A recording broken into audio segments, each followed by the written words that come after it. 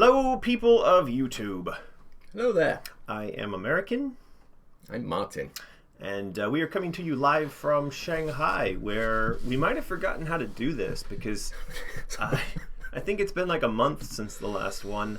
I sort of effed off to Thailand and got a big tan and went sailing and caught some fish. Makes me look even pastier on the video, I think. Yeah, and so now I'm back, and we've spent the last week trying to catch up madly on all the things that I fell behind on. It's crazy, life without the internet. I was out there on some of these islands where there's just no reception at all, and there's a day of you feel kind of like out of sorts and like there's no gravity suddenly, that you can't connect to the internet and you can't do messages and you can't, and even I have a little like satellite receiver thingy and it died, so there was just no way to talk. I actually checked that once when you weren't replying to stuff. I'll check his satellite phone thing. No, it had died a week previous. Yeah, it had died. It was like if you plugged it into power, it would superheat like a little nuclear reactor, so it was really dangerous. And then it would pop up and say, "I'm broken, please contact service." And anyway, contact someone in the middle of the ocean. Yeah.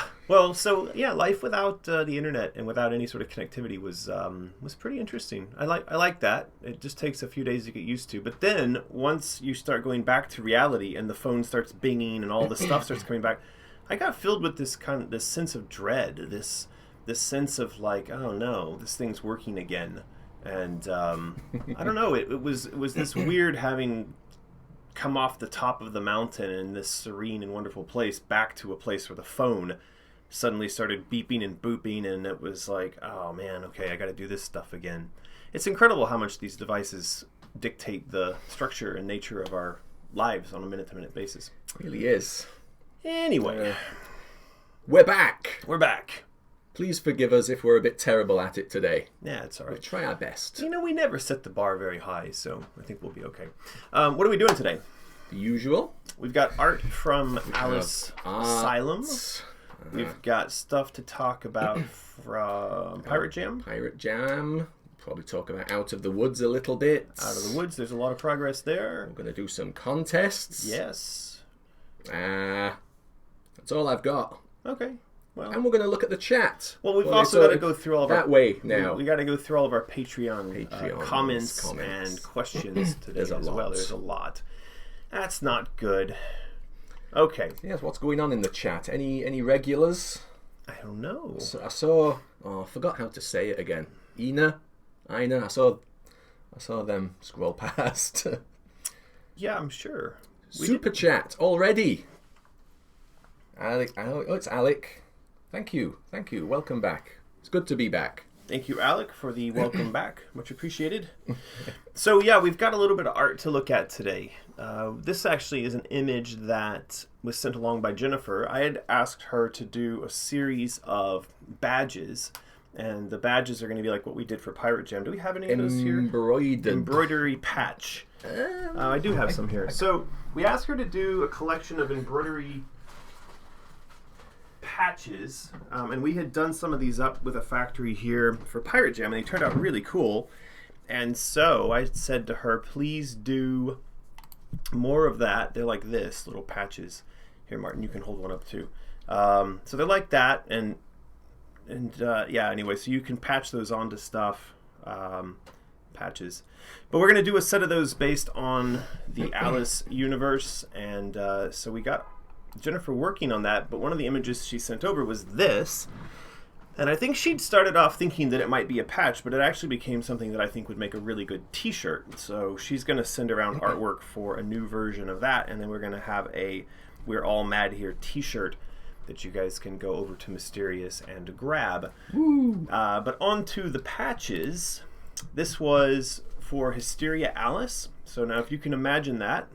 I can imagine that. I quite like that one. Yeah. That will be a good patch.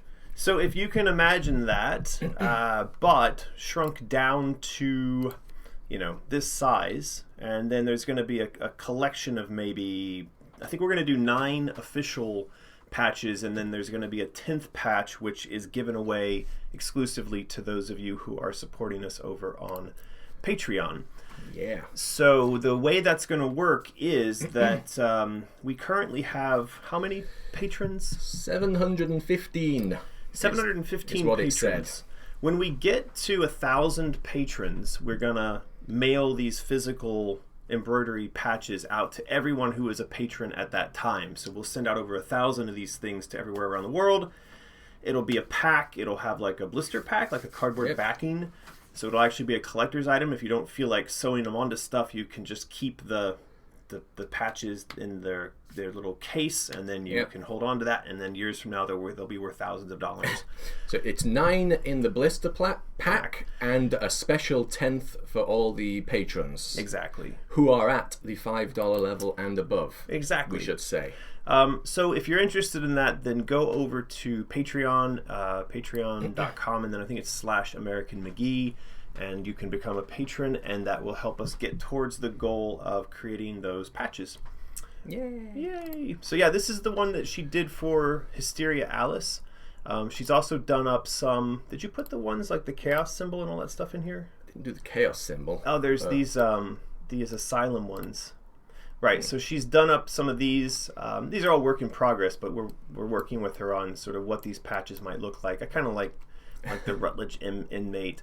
But she's also doing the Chaos symbol. I think she's doing the Omega symbol. She's doing the Vorpal Blade. She'll probably do a Cheshire Cat face. And so there are quite a few ideas we're bouncing around right now in terms of what those patches will be. And there's a lot of interesting ways that she can go about instructing the factory to do the stitching, the type of thread they use, and they can also do kind of like puffy stitched patches. Say that 5 times. Puffy stitched patches. There you go. Yeah, so that's coming along. It's looking really cool. Yeah. This We're All Mad Here will become a T-shirt, which we'll put up on Mysterious before too long. This was the poster that Joey recently turned in.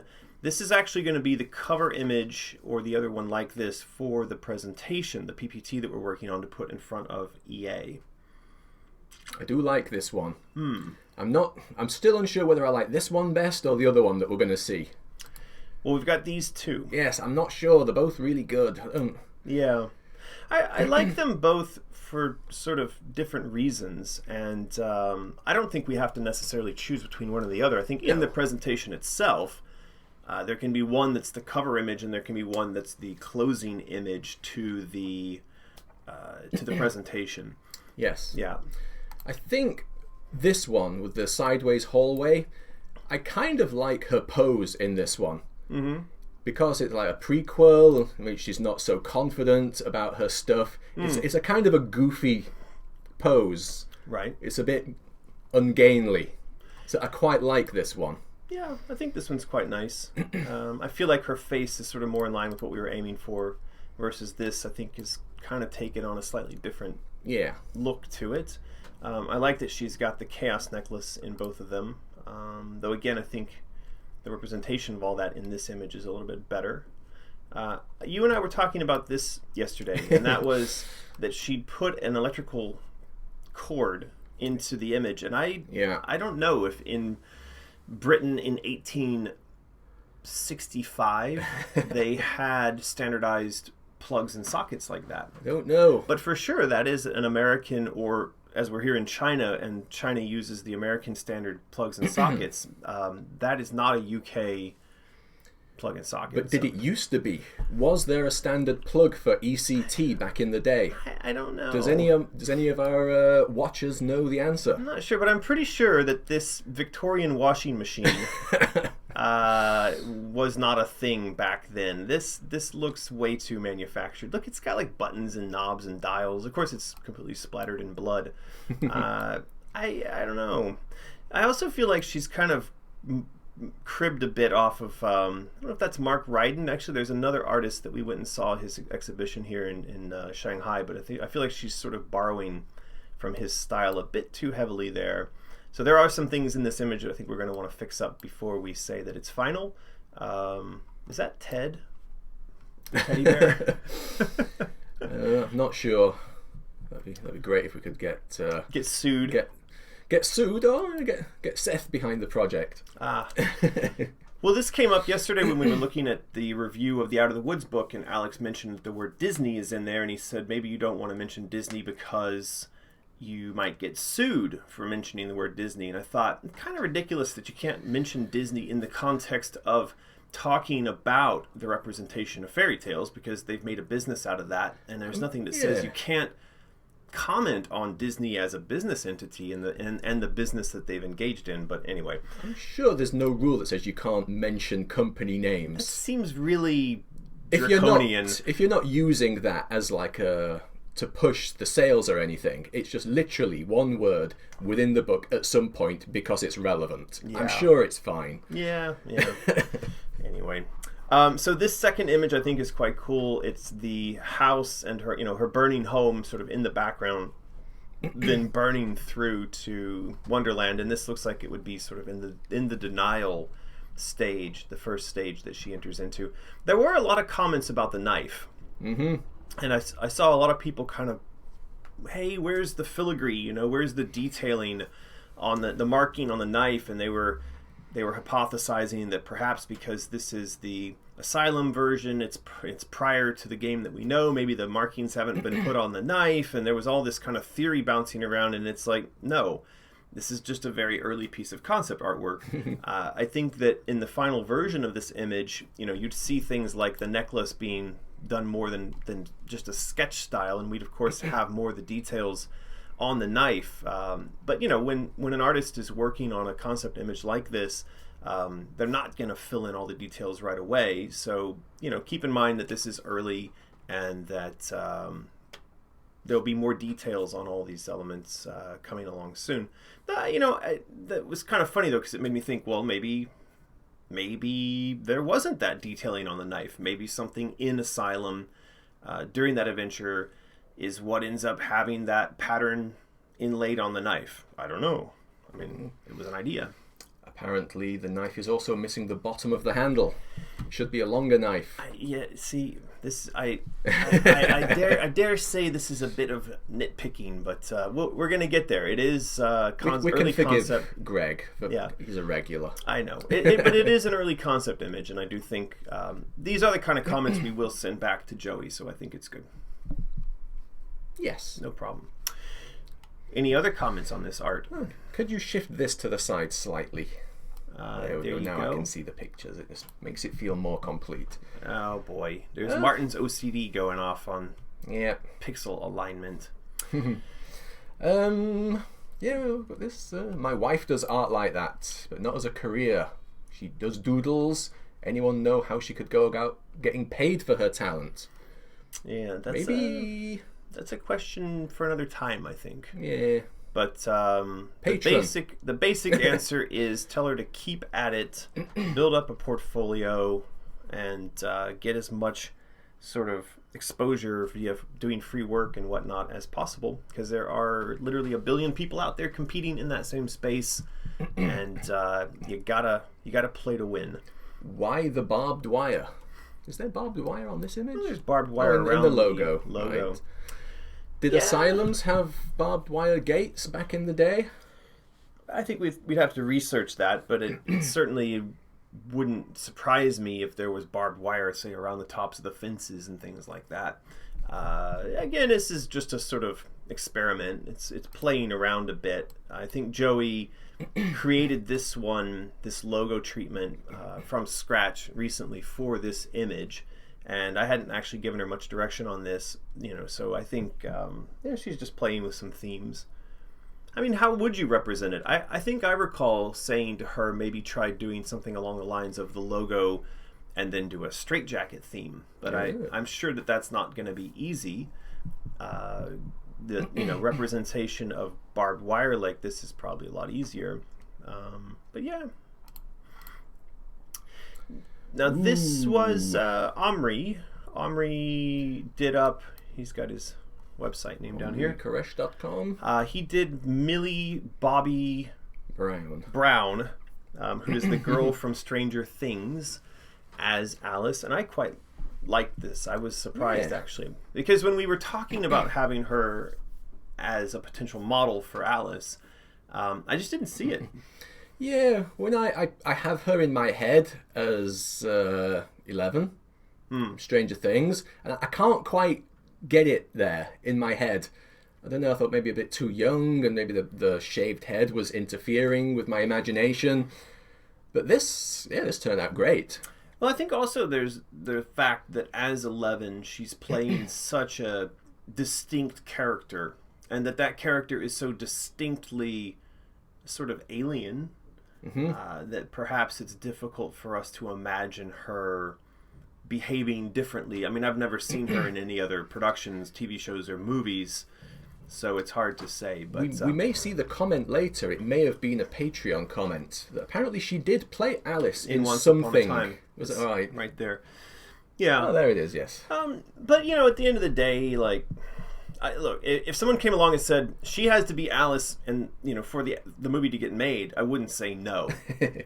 I'd say yes. That sounds great. If someone came along and said you can make the Alice movie and you can choose whoever you want to be Alice, I don't know that she would be right at the top of the list. She might be somewhere on the list, but she wouldn't necessarily be at the top of the list. Anyway, I think it's a really nice image, though, and he's done some really cool detail, like putting the gears in her eyes and stuff like that. So, I think as a bit of marketing fun and as a piece of art, it's very nicely done.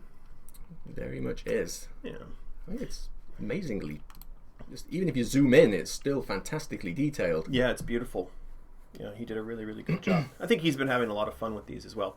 And so Omri has been doing these sort of well-known actresses being Alice. I think he's done 5 or 6 of them now. And I've asked him now to move on to other Wonderland characters. And so he's going to be working on... I think he's doing the Hatter and the Carpenter and some of these other characters that we like so much. And so, yeah. A little bit of info here about barbed wire from James Huang. Maybe wasn't used in asylums back in like the 1860s or whatever you said.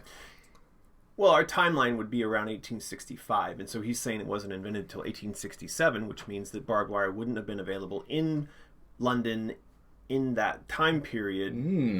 So, not a big deal. We don't have to have barbed wire. Again, it's not a final image. It's just a kind of concept messing around. Now, this is going to cause controversy. Yeah. Because apparently Emma Watson can't act. Yeah, people seem to be really down on Emma in the comments. I've seen her acting in movies, though, and she is pretty wooden, to say the least. Have you not? Well, I've seen her in Harry Potter. You're a lizard, Harry! Saw her in Beauty and the Beast. Yeah. That was what I think killed it for many people. Right. I have not seen that, but I have not seen that because I heard it was so awful. It's... How to be kind. It's a musical, and it's kind of goofy, so I think you can get away with hammy acting. Mm-hmm.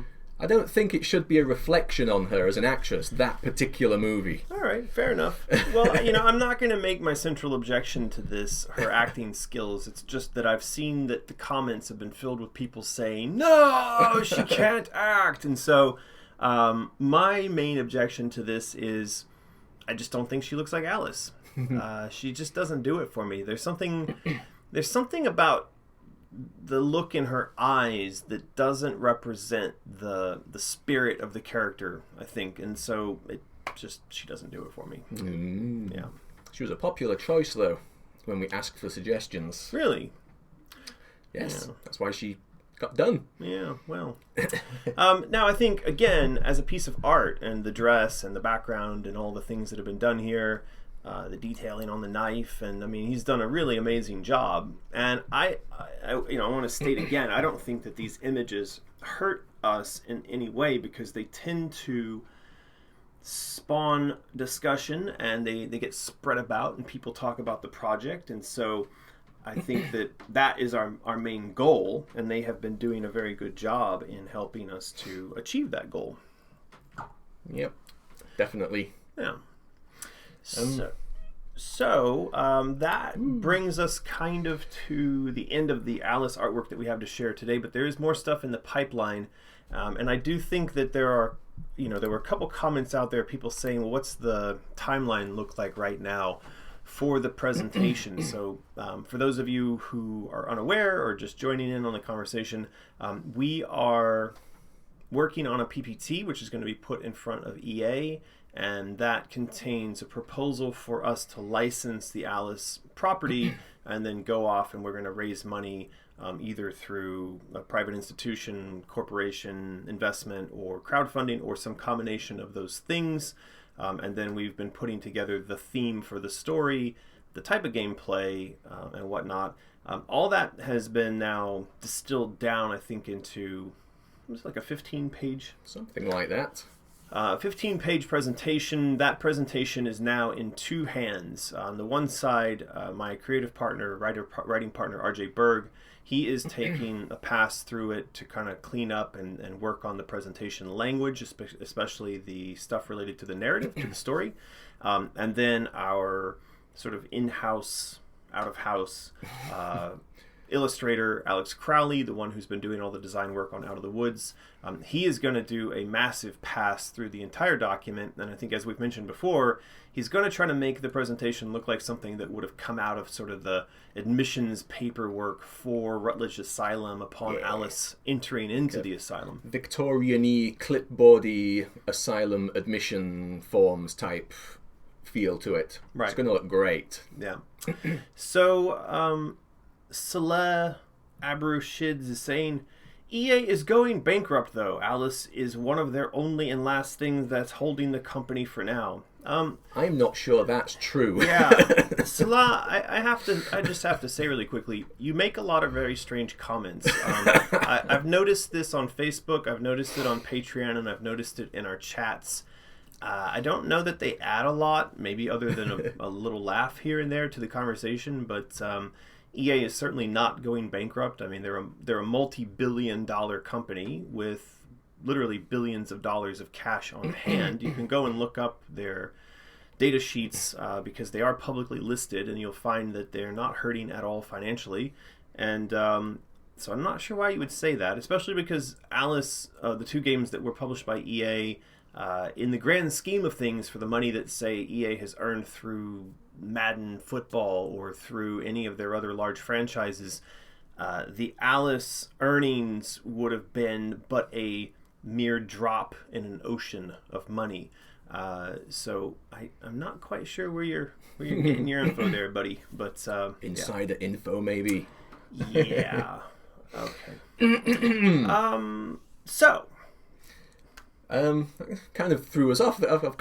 Where were we? Well, we were talking about the presentation. So yes, the presentation is going to be put in front of EA. I think the timing on that now looks like we have Alex doing the collector card, but this is not it. This is just a kind of example. But he's doing the collector card for our patrons. When we hit our 555 patron goal, we promised to send out an autographed Inmate card, and so that's being designed by him now. As soon as he's done with that, he's going to then move on to essentially artifying, designing the presentation. It's probably going to take him a couple weeks. I think we should certainly be looking the end-ish of March. Yeah, and I've got to go off and do Pirate Jam, so that means that we're probably looking at somewhere in mid-April before we put this presentation in front of EA. Still not that far off. Yeah. It's we're getting there. Yeah, getting close. Okay, so that is what's been going on with Alice Asylum. Yeah. Missing anything? No. There's a lot of people here. Yeah. EA's not going bankrupt. What are you talking about? Etc. Etc. Yeah. Yeah. So yeah, for can you hear something? Somebody shouting outside? Yeah, he's out there selling. He's selling food. I don't know if you guys can hear that. You know, he's a food cart pusher. He's selling right. mala something. So yeah, anything else in chat? Yep, 715 patrons at the moment. Yeah, if anyone has a question in the chat, if it's scrolling past, we didn't see it, you can super chat us. We don't mind being super chatted. We will stop what we're doing and answer you. So, Greg asks a good question, and that is, will you release the PPT as a file for all of us to look at on our own? Yes. That is actually one of the reasons why we're going to do the art formatting in this fashion, because I want the final product to be something that lives on its own as a piece of the Alice lore. I think I mentioned in one of the previous live streams that I can't remember what the game was, but there was a game design document for one of the early Fallout games, or one of the it's escaping me now, but it was, as a game design document, also something that kind of fit into the universe of the game, and so you could look at it and read it and feel like you were engaged in that world. And I always thought that that was really cool, and so the goal with this presentation is to try to achieve the same effect, so that the effort and the support that you guys are helping to put into what we're doing right now actually results in something of a payout in terms of a collectible item, a thing you can put your hand on. Maybe we'll print copies of them and I can sign them and put them up on Mysterious and stuff like that. But I think that needs to be one of the goals. It's not just that we're going to present this to EA, but we're presenting to EA something that captures all the ideas of how collectible and desirable the pieces of the Alice universe really are. As I think in the history of EA's dealing with Alice, that's maybe one of the things that they've not always fully embraced, is that this is an IP that is incredibly collectible. So we're going to try to build that into the presentation itself. Yep. Yeah. At the time, maybe we could take a moment to point at freaky fandoms before we do a competition. Now it's gone. Oh no, it's down there in the corner. Okay. Corner. Well, we should say, does it show up here? There it is. Below me? No, over there. We should say thank you to one of our dedicated sponsors. All of you are sponsors in some ways, but our friends Andrew Hawkins and Deborah are dedicated sponsors. It means that they've sponsored us. They've been around a fair old while. They have been, and then they're sponsoring us at a really high level over on Patreon, which of course it helps. Of course helps us to do all the things that we're doing here and to get all this artwork made and to keep progress on Asylum moving forward. So we want to say thank you to our sponsors at Freaky Fandom, and we want to ask that you guys all go to the links in the description below and give a click on Freaky Fandoms. What were they talking about this week? It was the last one I remember. It wasn't Jamie Hewlett. The last one. There was another one. I don't know. I forget. Something. Click down somewhere. Check them out. Yeah, but it was actually a film that I quite like, and I couldn't remember what it was. But anyway, you go to freakyfandomspodcast.com, and then they're looking at Jamie. You're right. They were looking at Jamie Hewitt. Okay. Hey. Anyway, they do really cool podcasts where they talk about pop culture and films and all sorts of give good it a stuff listen. Like that. So give it a listen. listen. Say thank you. Yes. For supporting us. There you go. Do you know what time it is? It's 9:58 and 18 seconds. 20 seconds. 21. 22. I think we can do a competition time. Yeah, we could do a contest. What are we gonna do? What are we giving away? We're gonna see if Nightbot's working. Okay. Let's see if Nightbot's working. Yes. Yes, there are populated. People there. Hurrah! It's totally populated. What should we do? Chaos or Omega? You decide. Should we do Chaos? You decide. Let's do a Chaos necklace. Ooh, it's all wrapped up on itself. I know. People have been complaining about that. The necklace itself is beautiful, but it is the chain it comes with gets all tangled up and wrapped up. It's tangled up now. I'm just unraveling it before. Yeah. There we go. But if you want to see that thing up close, you go to the Mysterious website, and then where is it? It's huh? Is it not under accessories? Oh, there it is. Okay. So anyway, that's a Chaos necklace. You're giving away a Chaos necklace right away, huh?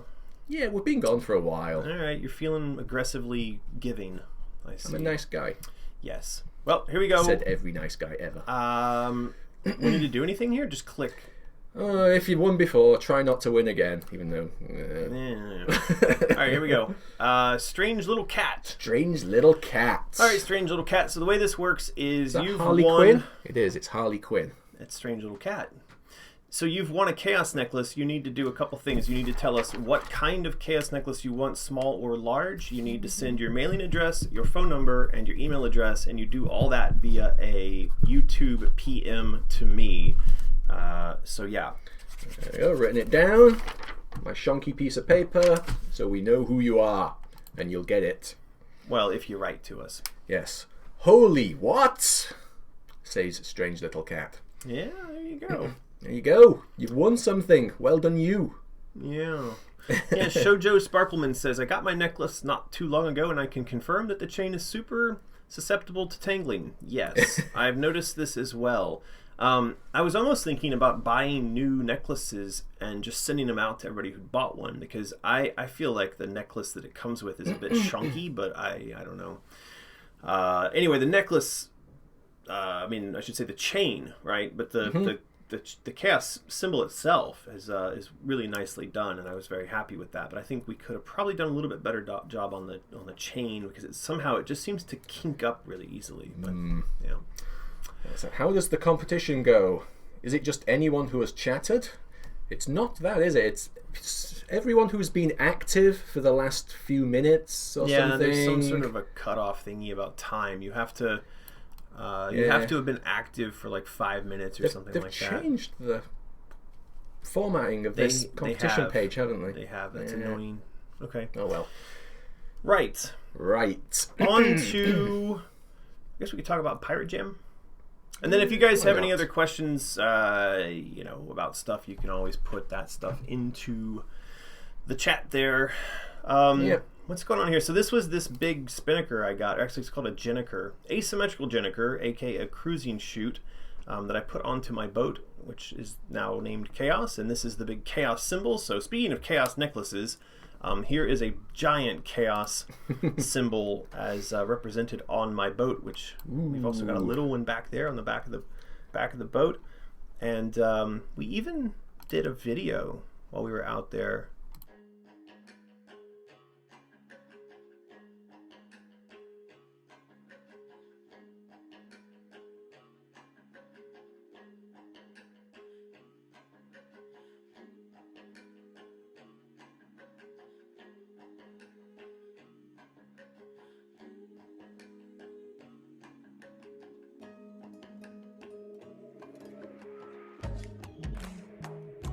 Enough. So yeah, that is the Chaos symbol, and it is on the boat, and you can buy it on a necklace, and you can also buy it on a t-shirt, and it's all over the place, and it's going to be wallet. And on the coin purse. And the coin purse. And it's going to be obviously on Alice's neck for the new game. So chaos everywhere, as was the title of our most recent newsletter. Is that sort of standing up paddleboard? Is that somebody else's?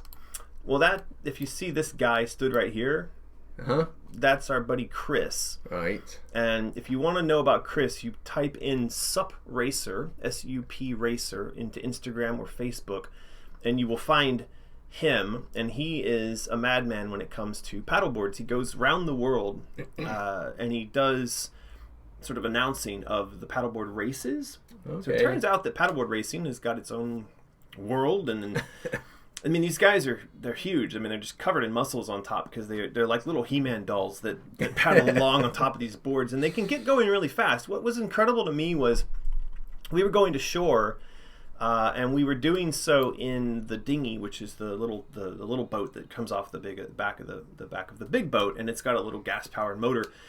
And he was paddling and keeping up with us without any problems. I mean, he's just flying along. Anyway, so that's Chris there, so you can go learn about him. I think I was sat there on the front of the boat, and he was flying the drone around. Anyway, it was a nice day. It was during this most recent vacation. Yeah. Ooh, this was more... Was this supposed to be for today? Yeah. Okay. Yeah. Yeah. Yeah, I like these. I actually like them as unfinished sketches. Looking a little bit artistic-y. Again, it's hard to pick a winner.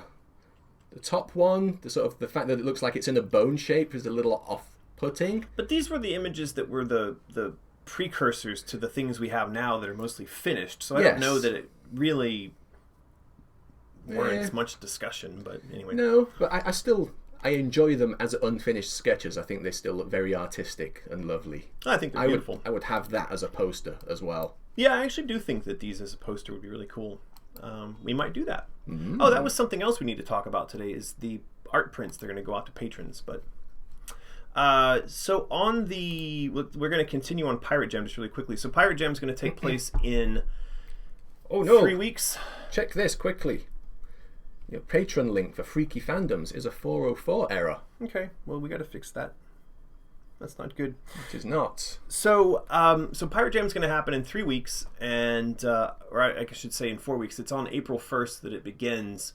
I head back to Thailand in a couple weeks, and I'm going to get everything going. And so anyway, we've been putting together all kinds of fun stuff. These are going to be the certificates that are handed out to people at the end of the event. And I was thinking I'm going to give everybody pirate names based on sort of what happened during the event. So last year we had a guy who Tuck, who ended up having his legs all chewed to bits by insects on the beach. And so I think, he might end up being called the Pirate Bitey Legs or something. But I kind of feel like when we go out on these things, there's always something unique about every person who participates that could end up becoming a pirate name for them. What would your pirate name be, Martin? Something terrible, I'm sure. Oh, I'm on the spot. Maybe the Pirate Scaredy Shafts? I don't know. Scaredy Shafts. Yeah, like you're afraid of elevator shafts, so we call you Scaredy Shafts? Okay. I don't know. The Dread Pirate Scaredy Shafts. Oh, the Pirate Dreads Shafts. That sounds good. I don't know. People might think I'm just scared of like black 70s street cops. Yeah, you never know. Names that have lots of different interpretations like that are sometimes the best. What would my pirate name be? What would your pirate name be? People there in the chats, do you have pirate names? Oh, now we're sounding like YouTubers. Ask them a question and say, "Let us know in the comments." Yeah, well, like everyone does these days. Yeah, but for those of you who don't know, Pirate Jam is this thing that I do now. It seems like every year, where we're going to Thailand, and we have a fleet this year of 6 boats, and over the course of 8 days, we sail from Lanta Old Town on the island of Lanta back up to the marina where the boats live, which is at Krabby Boat Lagoon, and we stop at multiple locations along the way. We jam on shore for 5 or 6 hours per day, and then the rest of the time is spent doing things like fishing, swimming, snorkeling, diving, drinking, whatever.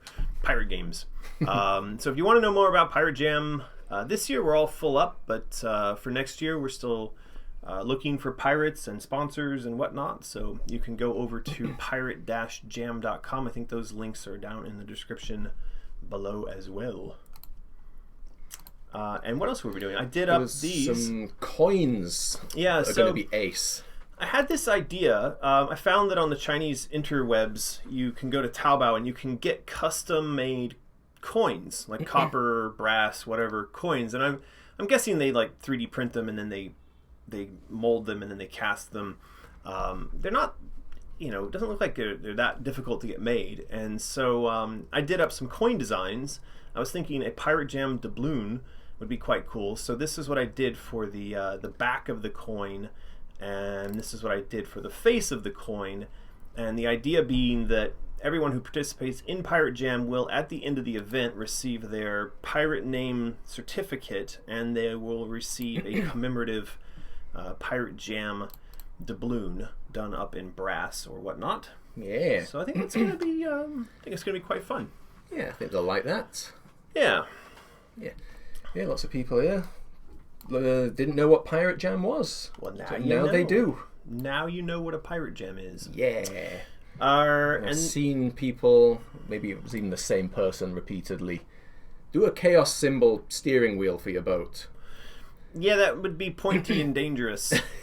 I don't know if you've noticed, but the chaos symbol is it's quite pointy, quite sharp. Quite a good idea not to have sharp things on boats, is it? Yeah, not in the cockpit where you're likely to be thrown around into it and maybe sort of die. I don't know that that's Do an Alice coin for patrons. Well, I think that's a good idea. And yeah, I think, having found that this is now a thing we can do, which is make these coins, I don't think that that's a bad idea. That in fact, maybe that could be something that goes along with this whole patch collection. But we've already set the goal. Yeah.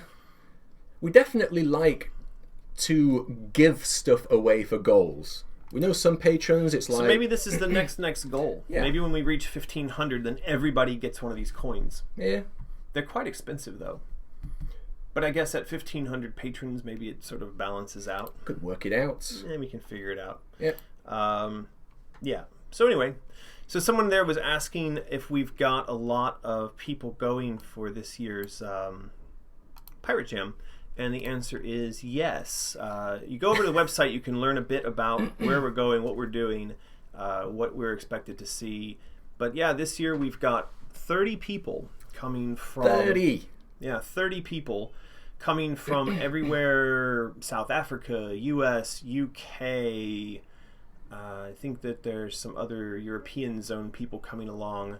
I think, and there's quite a few coming over from China as well. And our sponsors this year are Epic China.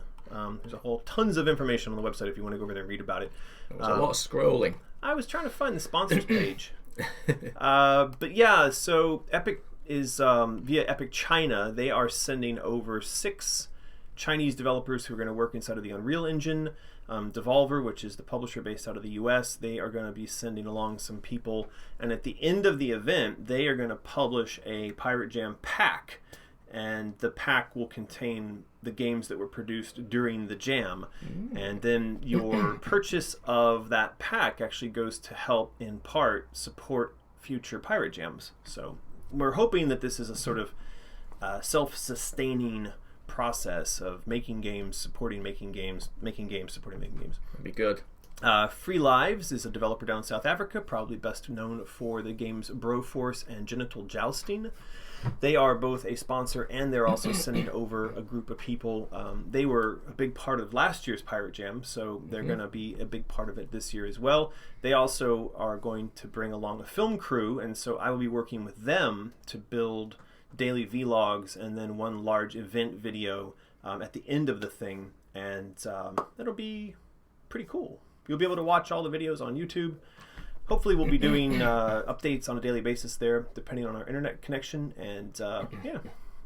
And then the guys at Unity, they're sending along a tech rep. And Kenny, he does 3D assets and 3D asset building tools, and he's donating both of those things to the event. And then finally, Trash Hero, they have an initiative to stop people from using plastic bottles in Thailand for water, instead using these aluminium refillable bottles. And so those guys have sent along a ton of their bottles, which we're going to be giving out to all the participants of the event. It's going to be crazy.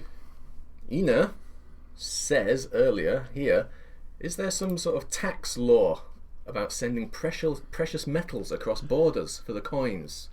There may be, but we're not using precious metals. They're just made out of like copper or brass. Right. Yeah. So if you are curious about Pirate Jam, go over to pirate-jam.com, and then there's also going to be a list of all the videos from last year's event, including there's like a really quick 30-second trailer up there that you can check out. And so that's Pirate Jam. Can't believe how big it got this year. It's crazy. The last year, the first one, 6 contestants, people. This year, 30. Yeah.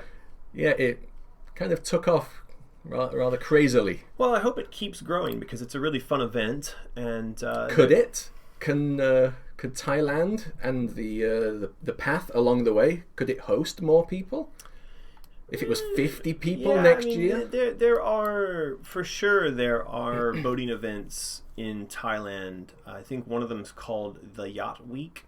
And if you go look that up, you'll see that the Yacht Week oftentimes hosts 10 or more boats. And oftentimes these are large catamarans, but they'll spend a week, obviously, sailing around with 10 or more catamarans. Each catamaran has maybe 10 people on it, so you've got over 100 people actually out there who are being carted around on the boats, but their primary focus is like drinking and partying.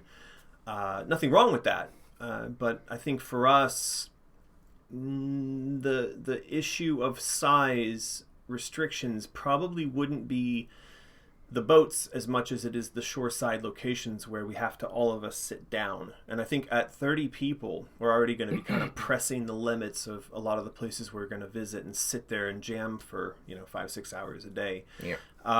But instead of worrying about making one jam bigger, the solution could also be that there are 2 jams or 3 jams per sailing season. And so for me, ideally next year we would do a jam, say, in late January, and then we would do another jam in, like we're doing, around early April. And each of those jams could contain 30 people, and so for the season we would have 60 pirates out on the water, just not all at once. Yeah. Yeah. It's been like a month since our last stream, but yep, Hamill as Alice still hasn't died. Okay. It's still there. Well, some things should probably die. When I came home, there was some cheese in the fridge that had gotten quite moldy. It kind of reminded me of Hamill as Alice. So, yeah. So I saw somebody asking about whether or not Out of the Woods is going to hit stores soon, and so I suppose that actually takes us to Out of the Woods. So let's talk about what's going on over there. Martin, what's going on? Right. Well, he clears his throat. I think we should start with the colouring book. That is, well, done, pretty much. The files will be sent to the factory very shortly. I'm going to get a prototype made. Don't envision there's going to be any problems with that. And then we can make it. It's that is a done part of the process now. Done and dusted. The illustrated book, which you can see on screen right now, is a teeny little bit behind the colouring book. It's probably like 99% done. We're just hammering out some details with the factory and the production people at Add Magic about that. But again, we are immensely close to sending them the files and getting a prototype made and sent to us. And then we can say, yep, hit the button on mass production. Again, we don't envision there's going to be any problems with the prototype that they send. I mean, it's a book. We've done books before. It's going to be fine. So yeah, as you can see, it's looking really good.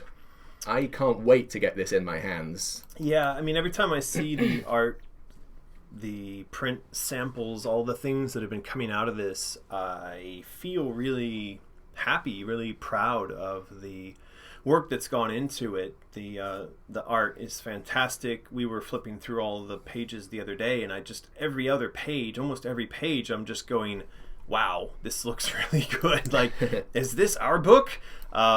And it's weird because I know fairy tale books have been done. I've obviously read a lot of fairy tale books. I've bought a lot of fairy tale collections.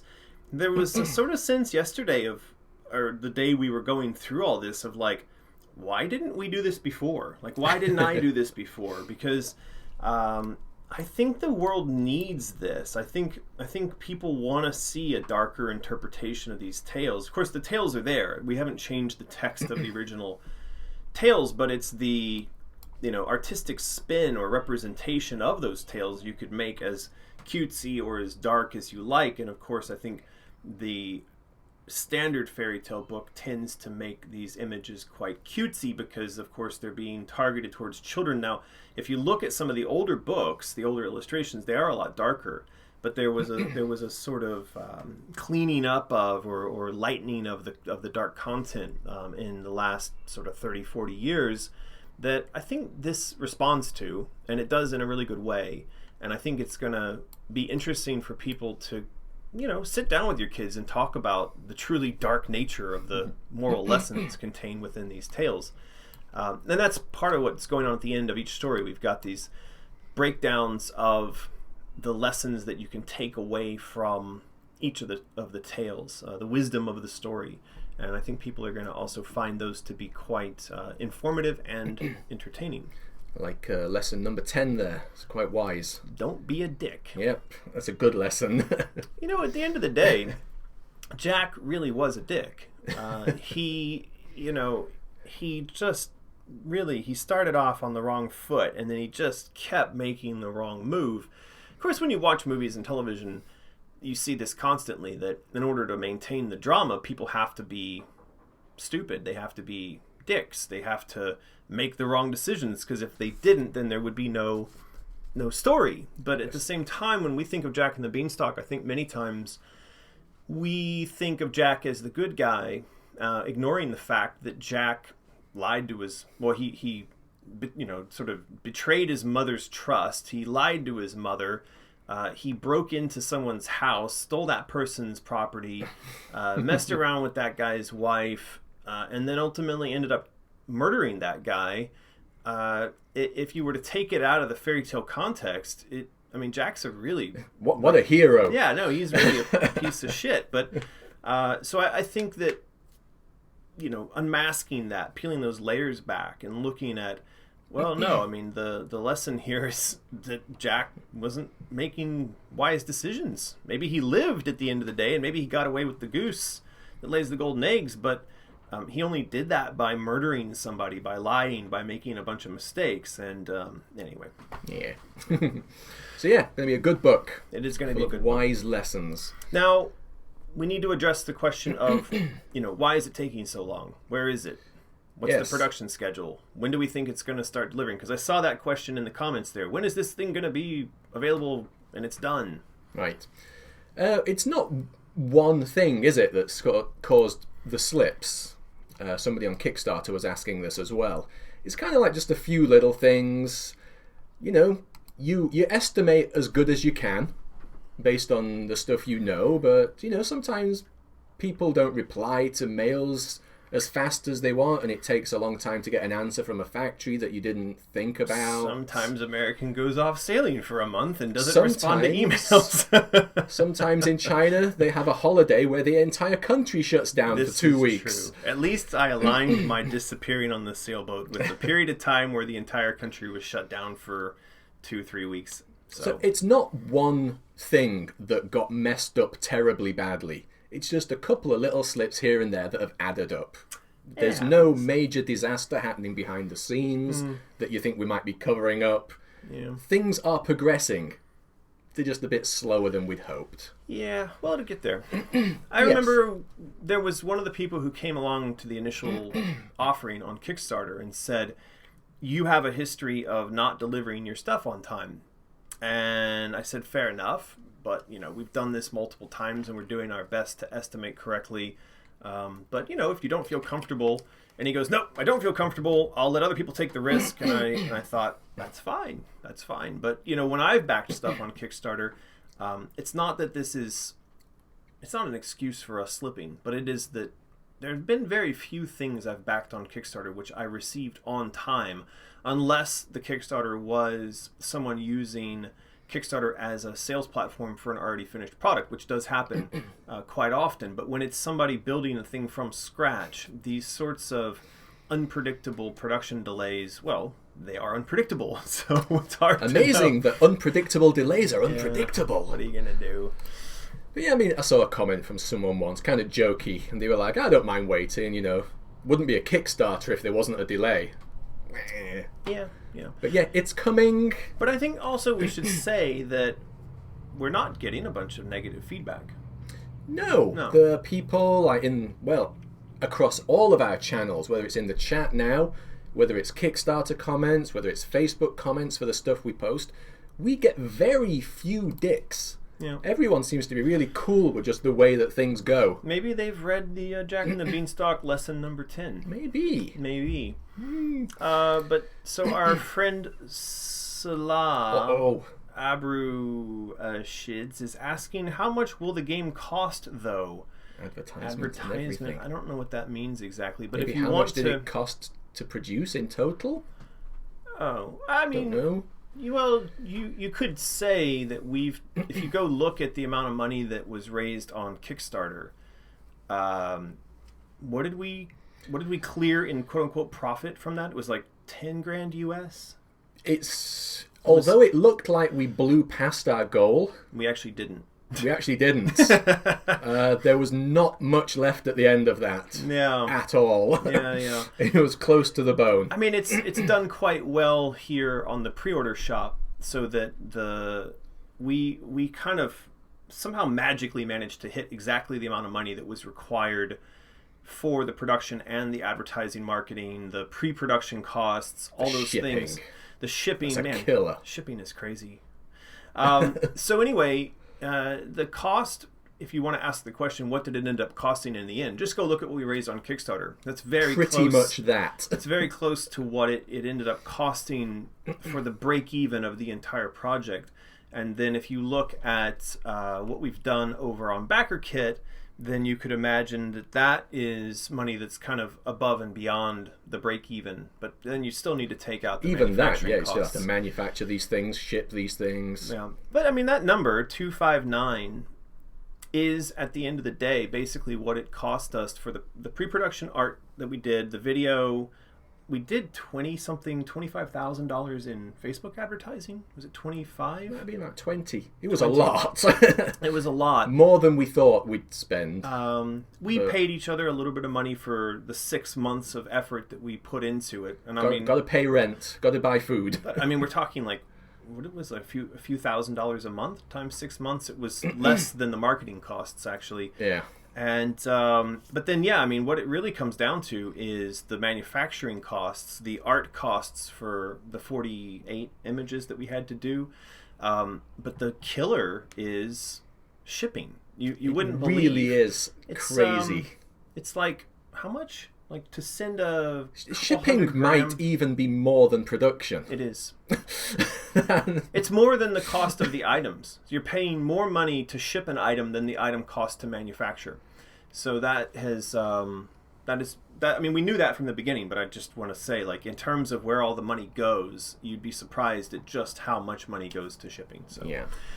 Oh, was there? If we scroll back up, there was, or down, there was a Lulu. People are mentioning. Yeah, there's a Lulu. There's a Lulu. She's not included with the neoprene playing mat. No. We need to increase the price on that. We keep forgetting to do that. Yeah, that was a sort of early thank you for being here price, wasn't it? Yeah. Well, we're not. That's not good. We need to fix that. Write that down, please.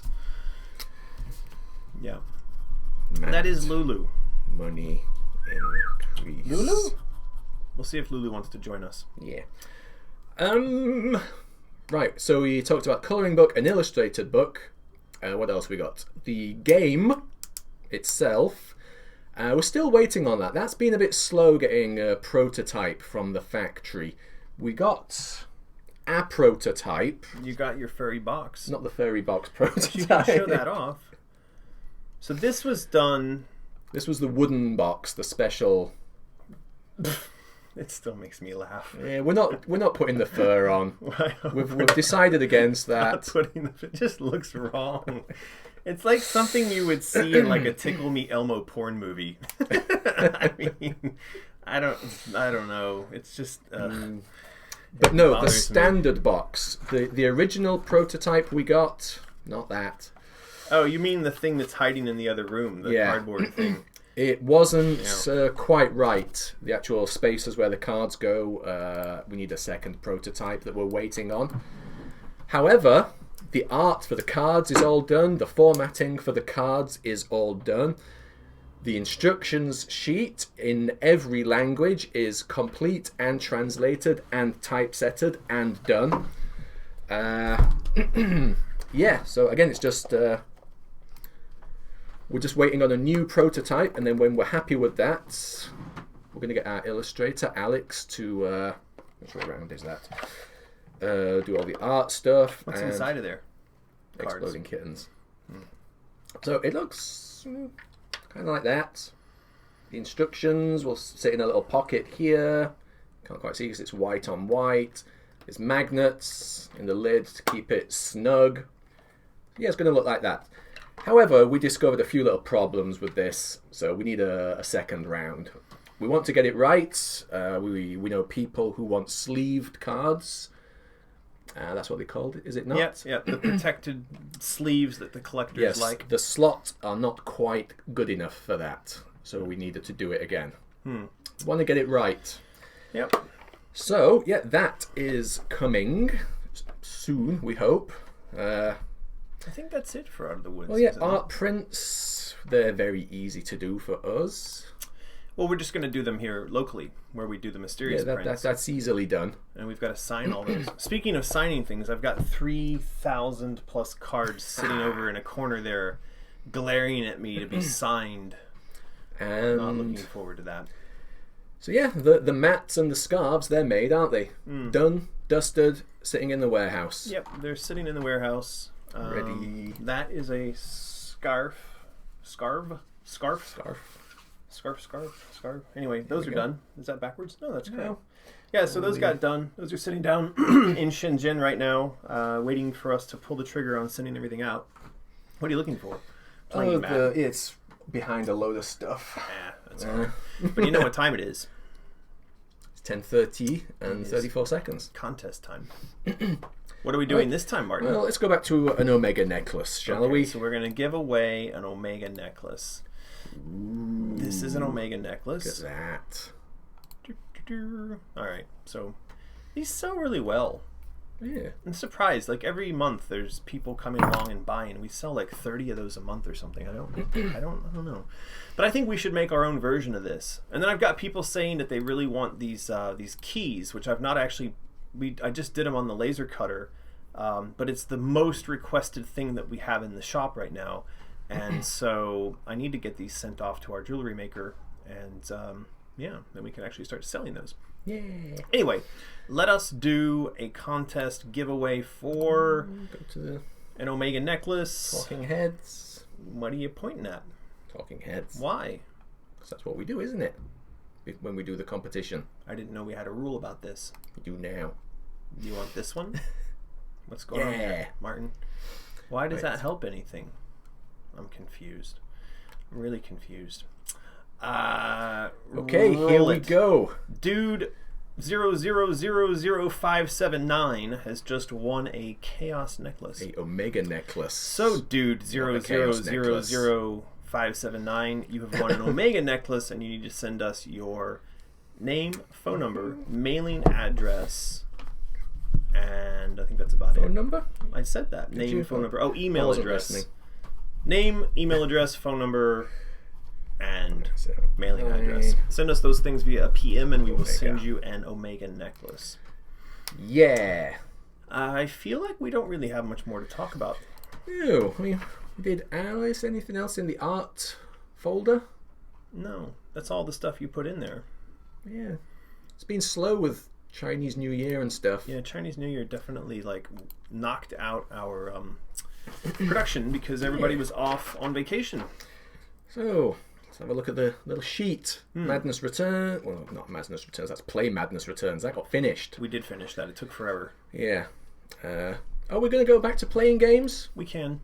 We just need to What find do you guys one. think? Do you want to see American play games, or do you just like us chatting? Let us know. So yeah, we've talked Out of the Woods. Patreon comments. Yes. Patreon comments. All right, so those of you who don't know, we've got this Patreon page set up. That is where, if you are interested, you can be involved in the pre-production conversation about Alice Asylum in a very direct way. You will get access to posts of artwork and design discussions and all these types of things 3 days prior to the rest of the world, and you'll also be able to put your comments in here. And we will then read your comments and answer your questions during the live streams. So, and of course, you get the goodies when we hit goals. You do get goodies. There's all kinds of things here. Like you can get artwork. You can get Chaos Necklace and autographed art print. And you can get monthly... Oh, that one was kind of deprecated. It's gone now. The 50 is gone. Yeah.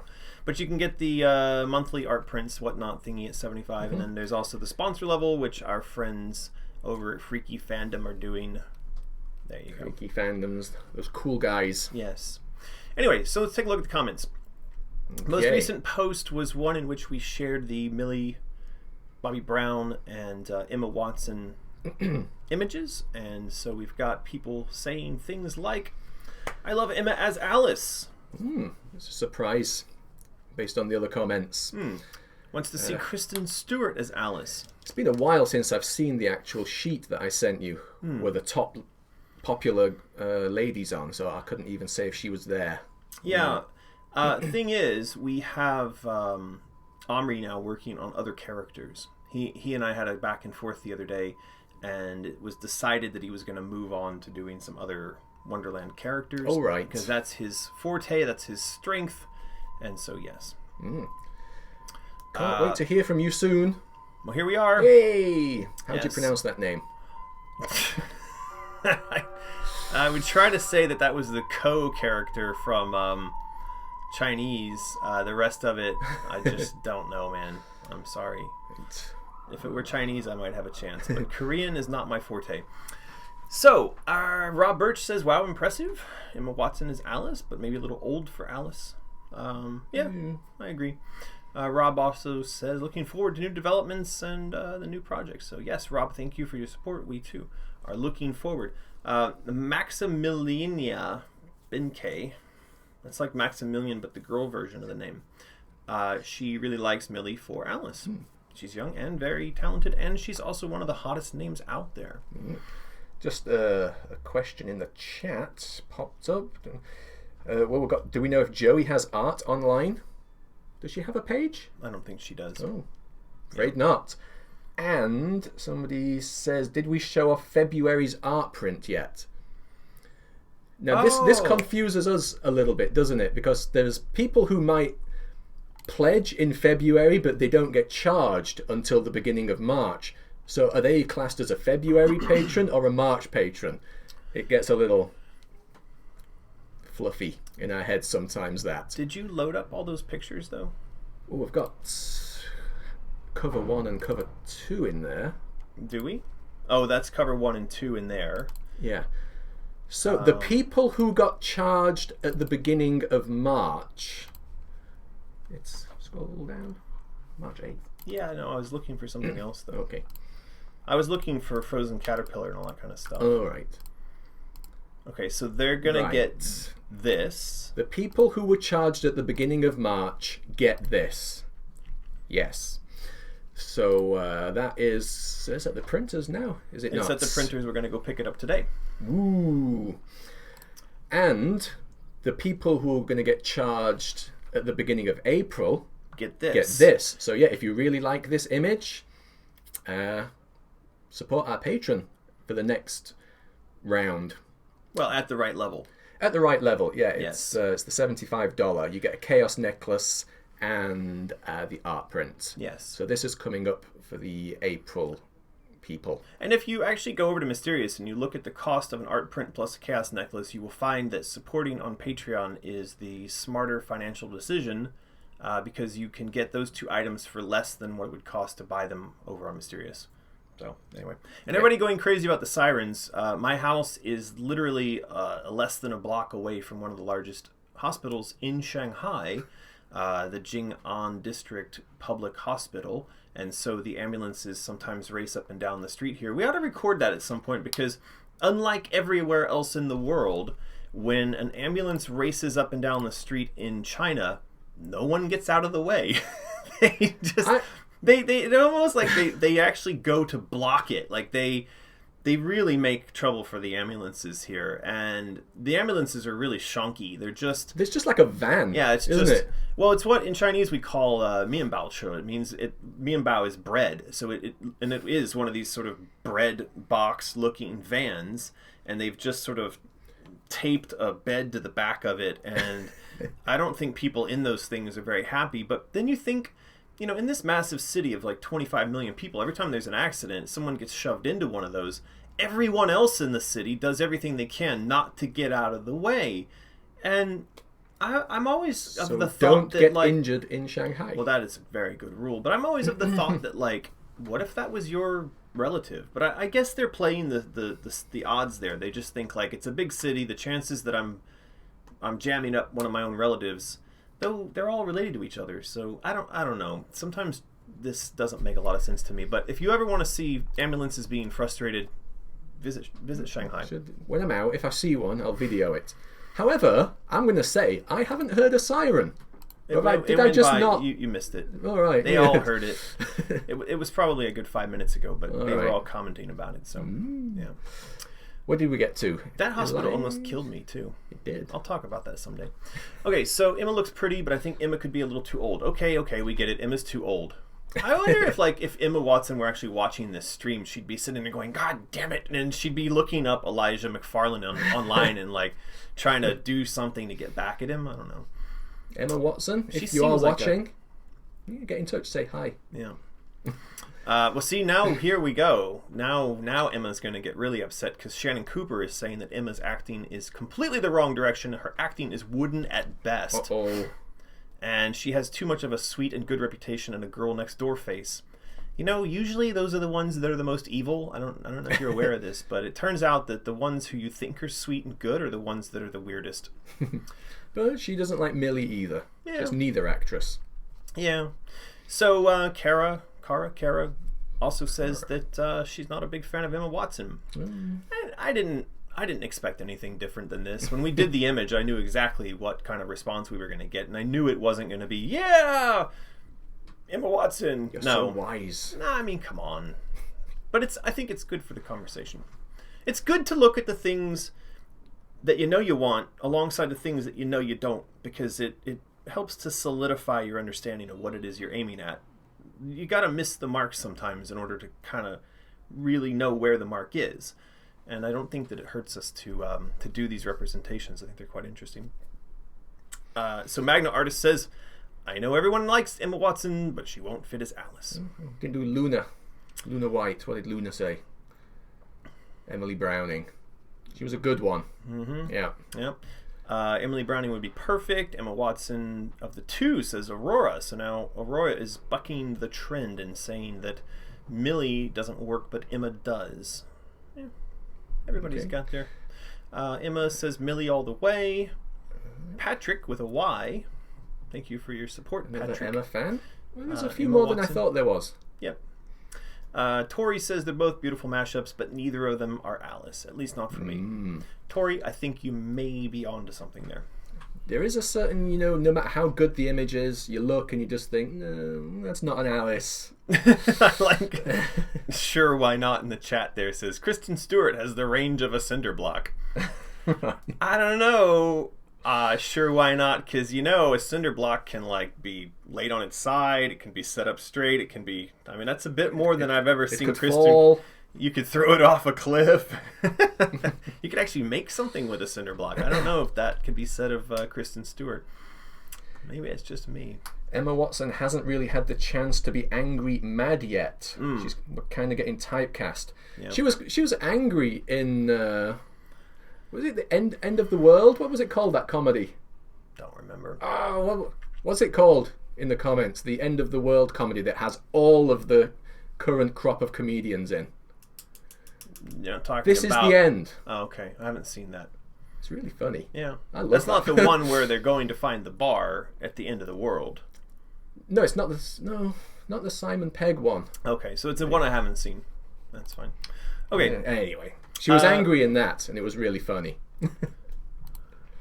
So Kayla Skillard, stop that! Stop mousing over and showing things that shouldn't be shown. Jesus, I really hate that on Patreon. It's terrible. Okay, anyway, so we're gonna look up Kayla Scud. Come on, autocomplete. What was it? Scud a what? Scuderia? Why don't we just put in Kayla Scud? See what comes up. It didn't work. It looks like it's weirdness. Scudelario. That sounds familiar. Man, that might have been on the list. Really? Oh, there we go. It's this. I think she was. She's an English actress. Was she on the list of people who were supposed to become Alice? I don't remember looking at her before. Maybe we did look at her. Yeah, I think so. I don't know. Maybe we'll get Omri to do one of those. David says Kaya, Scuderia, whatever. I guess she was in Pirates of the Caribbean. I went and saw that premiere.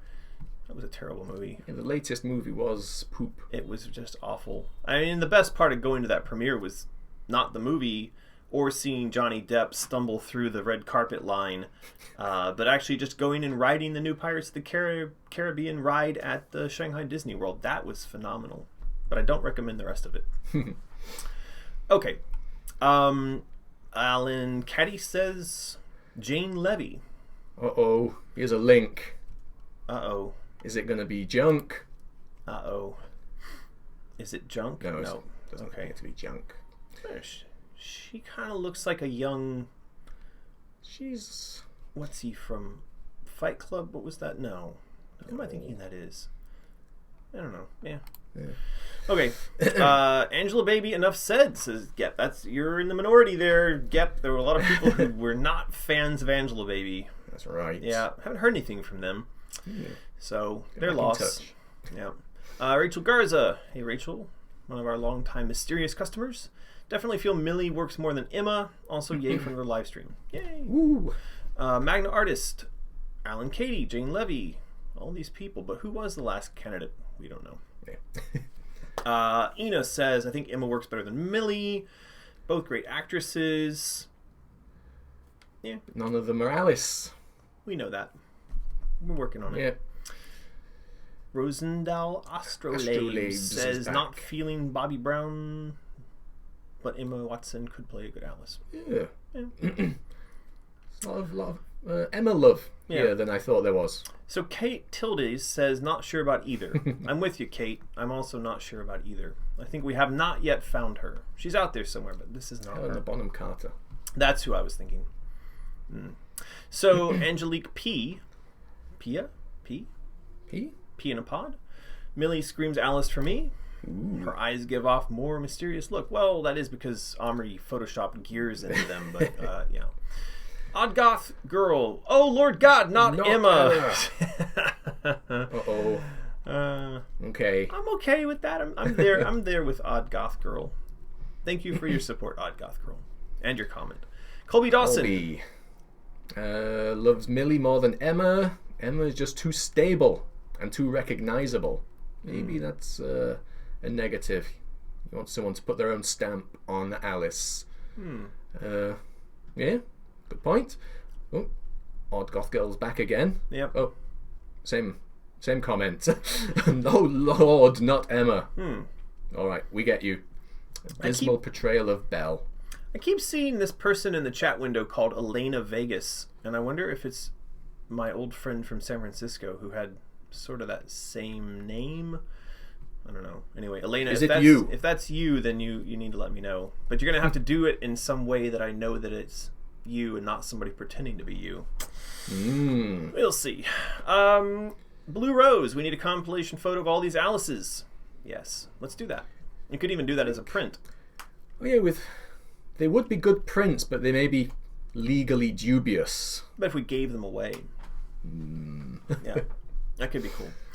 There is a line there. This is what I said. I've gone to these Comic-Cons and comic conventions and cosplay conventions, and what you see is that the person that is getting autographs done, say that Roger Jackson, for instance, was in the Scream movies, and he's got a photo of the Ghostface Killer, which is a trademark of Miramax Dimension / Disney.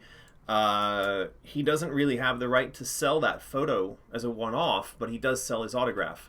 And so the movie companies just kind of look the other way because he's not technically selling the photo. He's just signing things and selling his signature. Exactly. So we'll do the same. It's all right. Nope. So yeah, that's not your Elena Vegas. I saw that. Ho hum. Please not Emma Watson, says Cheryl. Okay. Emma says, I believe Emma won't fit. Well, there you go. Emma telling us that Emma won't fit. So I think we're just going to have to take it from Emma that Emma won't fit. Thank you, Emma. Jonathan Ginwright. Her acting worries me. Megan says, Millie. Shannon Cooper is back yet again. Shannon, you're very active in this conversation. Blue Rose says Amanda Seyfield with a British accent, Gemma Ward or Anna Sophia Robb. Well, we gotta. There's a lot there. We gotta get Omri to take a look at some of those. We should have another look at the Survey Monkey thing. It still gets people. I saw that. It's still it's going up slowly, so maybe have another look at that. Yeah. Ice Killer. Both actresses quite interesting. Why did Omri go with these eye colours? Dunno. Questions for the artist. Okay. I was going to say something. Completely forgot. We've got 10 minutes till another contest. We're going to go through some more comments, and then we're going to probably wrap this thing up. So let's get it done. We've got more Patreon comments. Just answer Michelle Sorge here. Yes, if you do the $35 for 3 months on Patreon, you get to choose from any previous art that was made.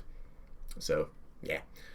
And we're going to do that up on the Mysterious Shop, actually. I think what we were saying is we're going to make it so when you go to the art print section, you could then sort by Alice Asylum images. So for instance, this is the House of Fire and Fury, which you can go over and purchase as a one-off right now. But what I want to do is make it so there's a tag on only the Alice Asylum artwork, and that way you could look at a page that was just Asylum art, and that would be how you would know which images you could choose from. So if you look right now, there are actually 2 pieces of art, Denial and Fire and Fury. I think that's it for artwork. So you could choose between those 2, but if you were to start backing at the $35 level now, presumably there'll be a few more art pieces added to the collection there, and you just go over there and say, like, I want that one, and there you go. Yeah.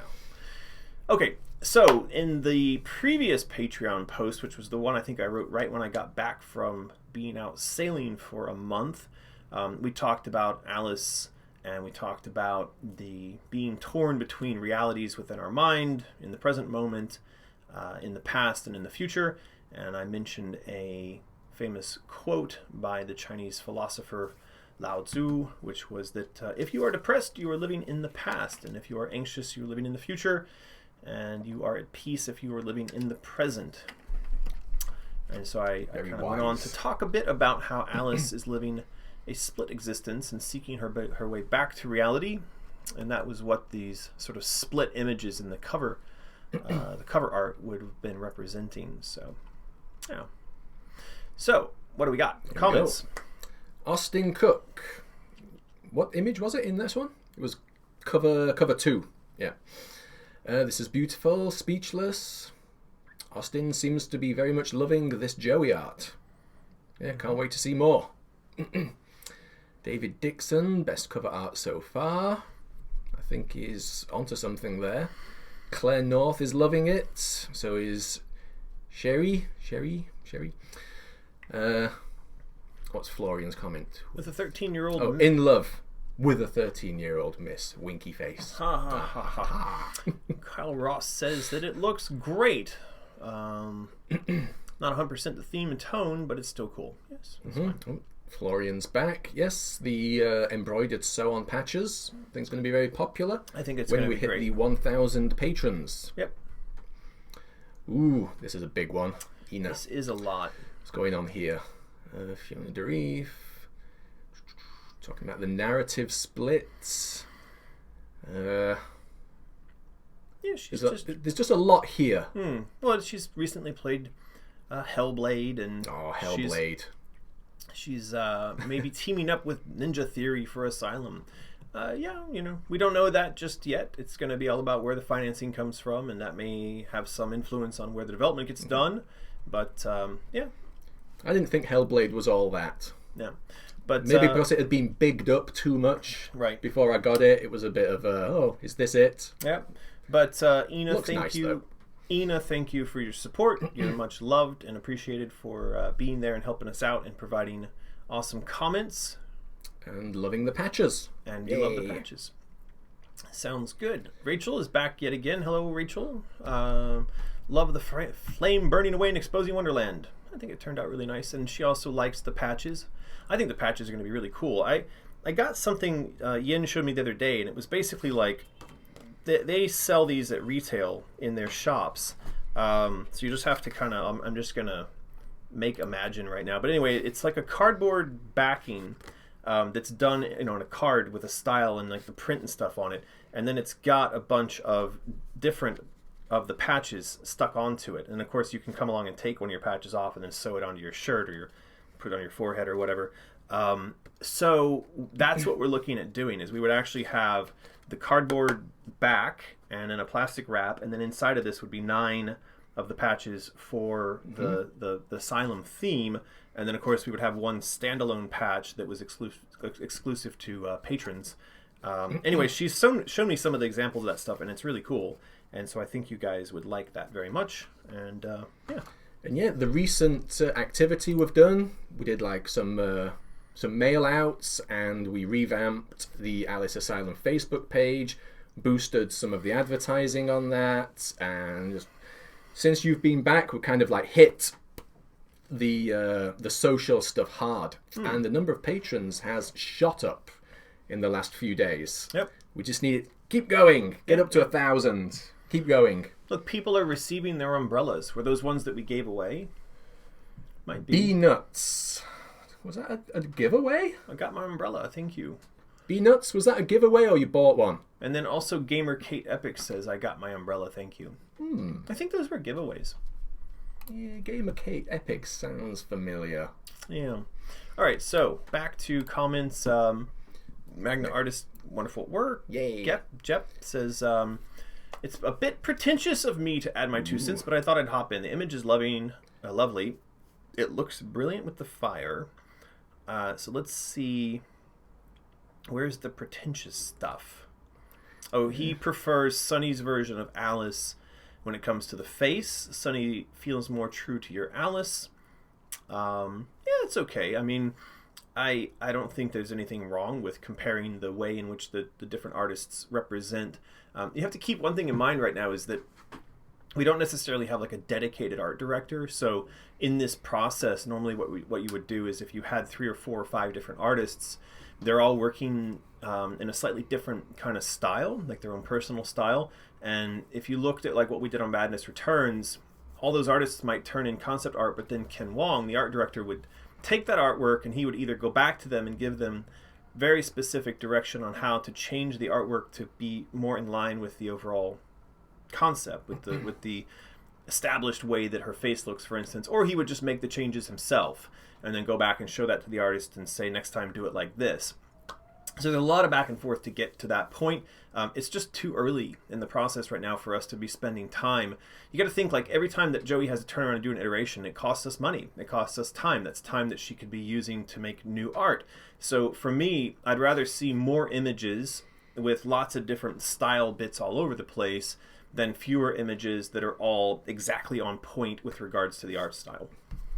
Just giggling at Bee Nuts and Greg. The umbrellas open energetically. Yes, they do. That's a way of putting it. What would you expect? It's a Vorpal umbrella. It's literally meant to be a weapon. It's got a skull for a handle. But we should probably put a note in there that says warning. That's why I'm every time you open it, that's why I'm like, oh God, please don't put my eye out. Where is it? It's in the bag right there. Yeah, there's one. Let's not do it. You've got 3 minutes until the next contest. Maybe that's what you want to give away. Could do. Grab it. Show it off. Go on.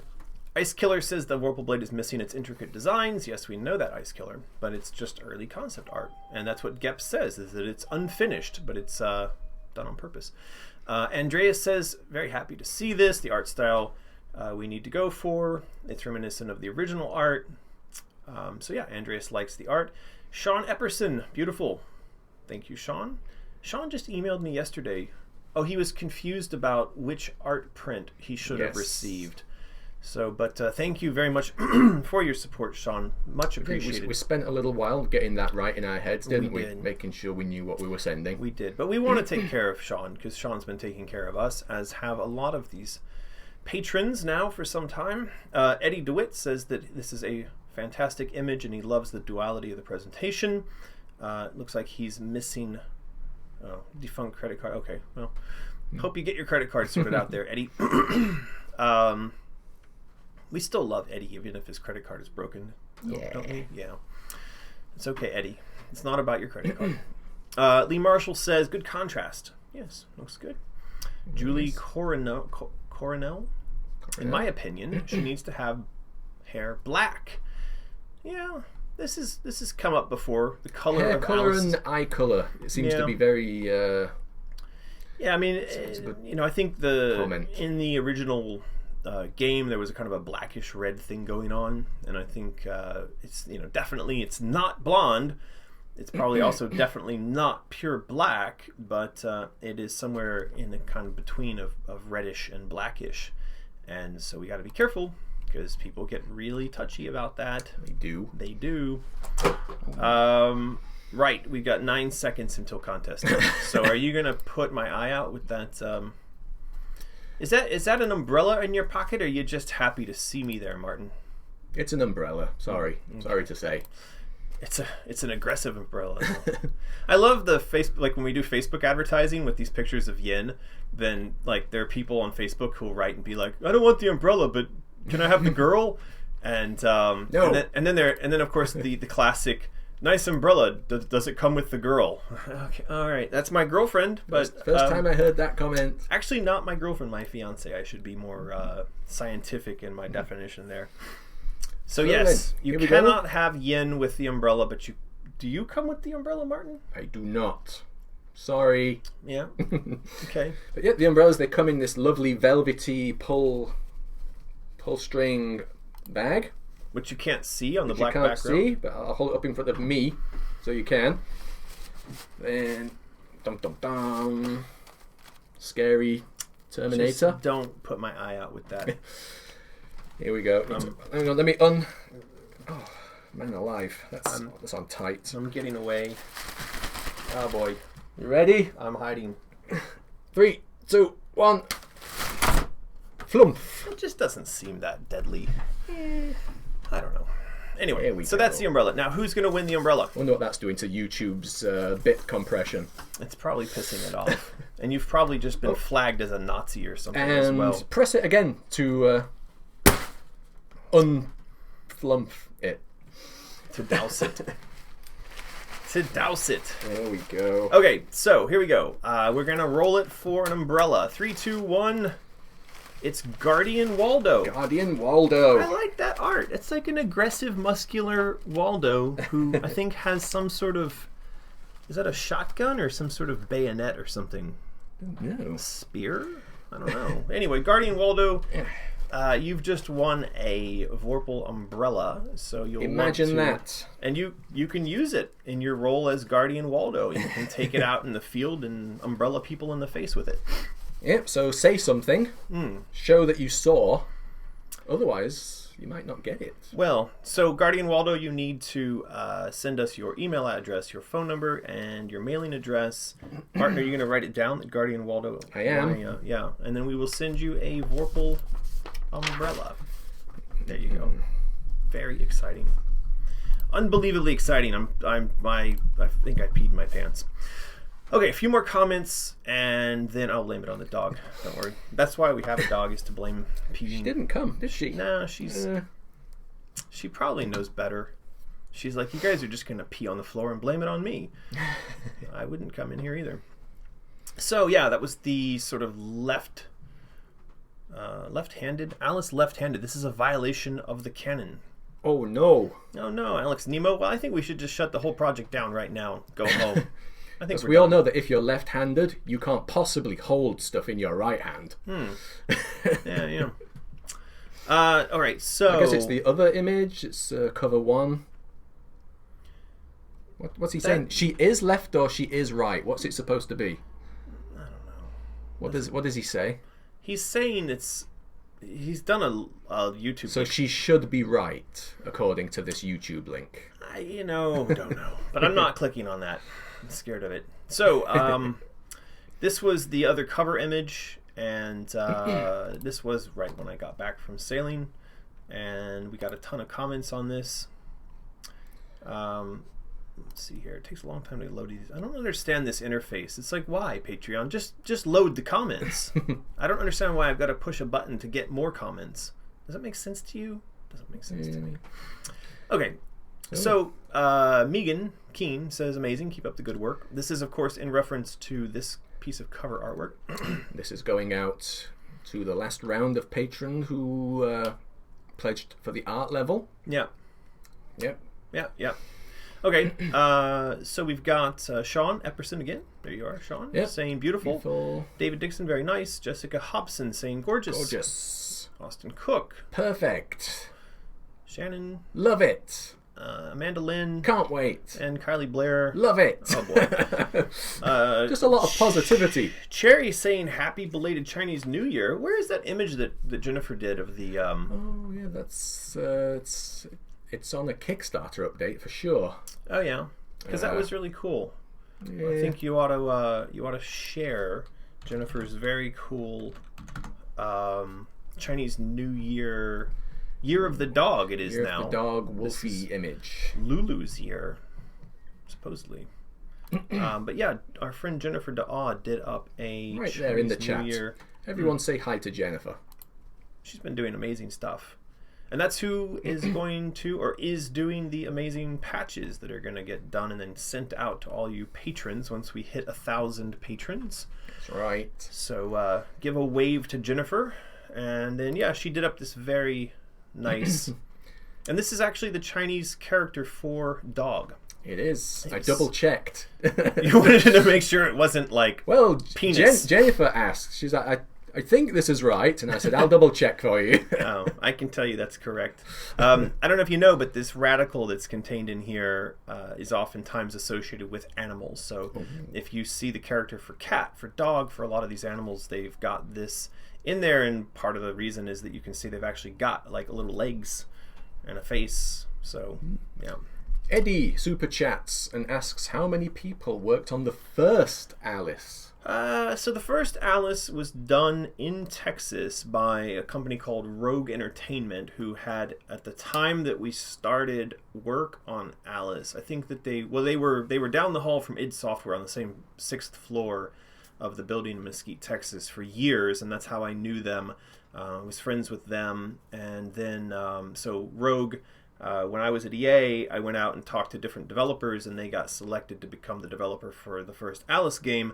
And at the time where they started work on it, they probably had a studio of like 10 people, and then they grew a little bit. But I don't think that team, on the internal team, I don't think it ever got to be more than 20 people. It was actually quite small. Mm-hmm. And that was unlike today, where you've got, like on the last Alice game, we had an outsourced team that was 100 and something 3D asset producers just making artwork, and then of course our internal team at the time, Spicy Horse, I think was around 80 people. The main thing that increases is on the art side, so you end up with 3D models of a higher complexity, you end up with animations that are much more detailed and more of them, you end up with, just as you move through the levels, having to have more assets placed inside the world. So you think about like the first Doom game that I worked on, there were 8 of us.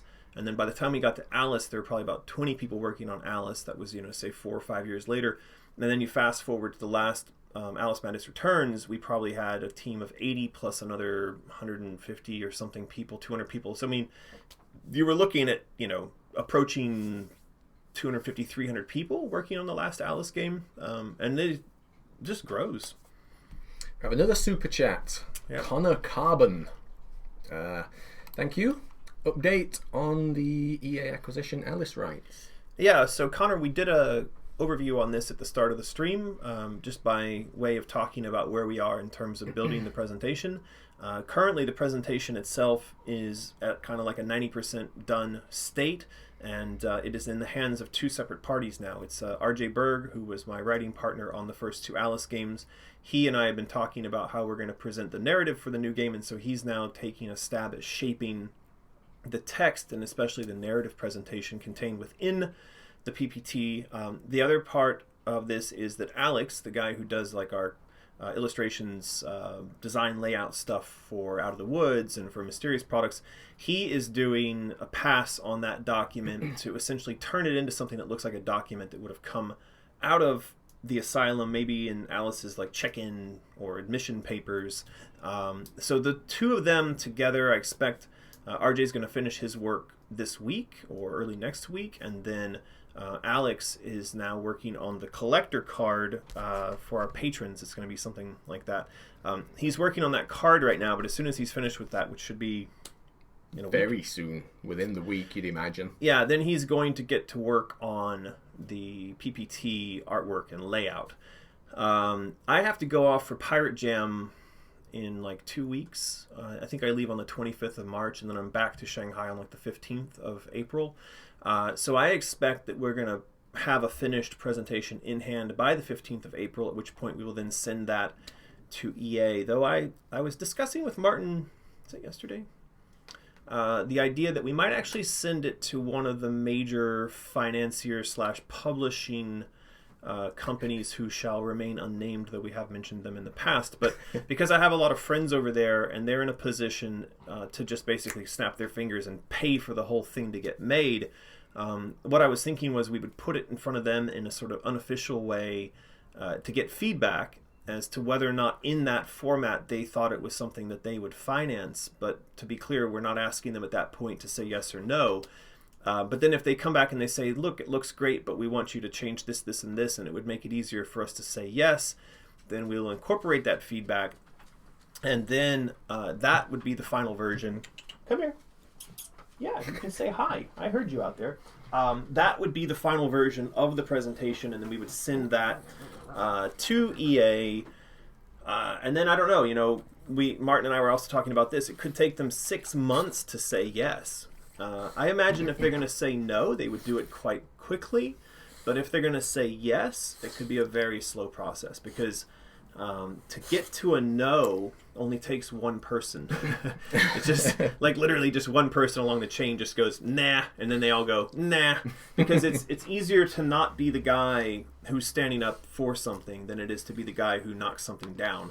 And I've seen this a lot at EA. So if we get a no, it's going to happen relatively fast. If we get a yes, it means it's going to have to go through multiple layers and committees and whatnot.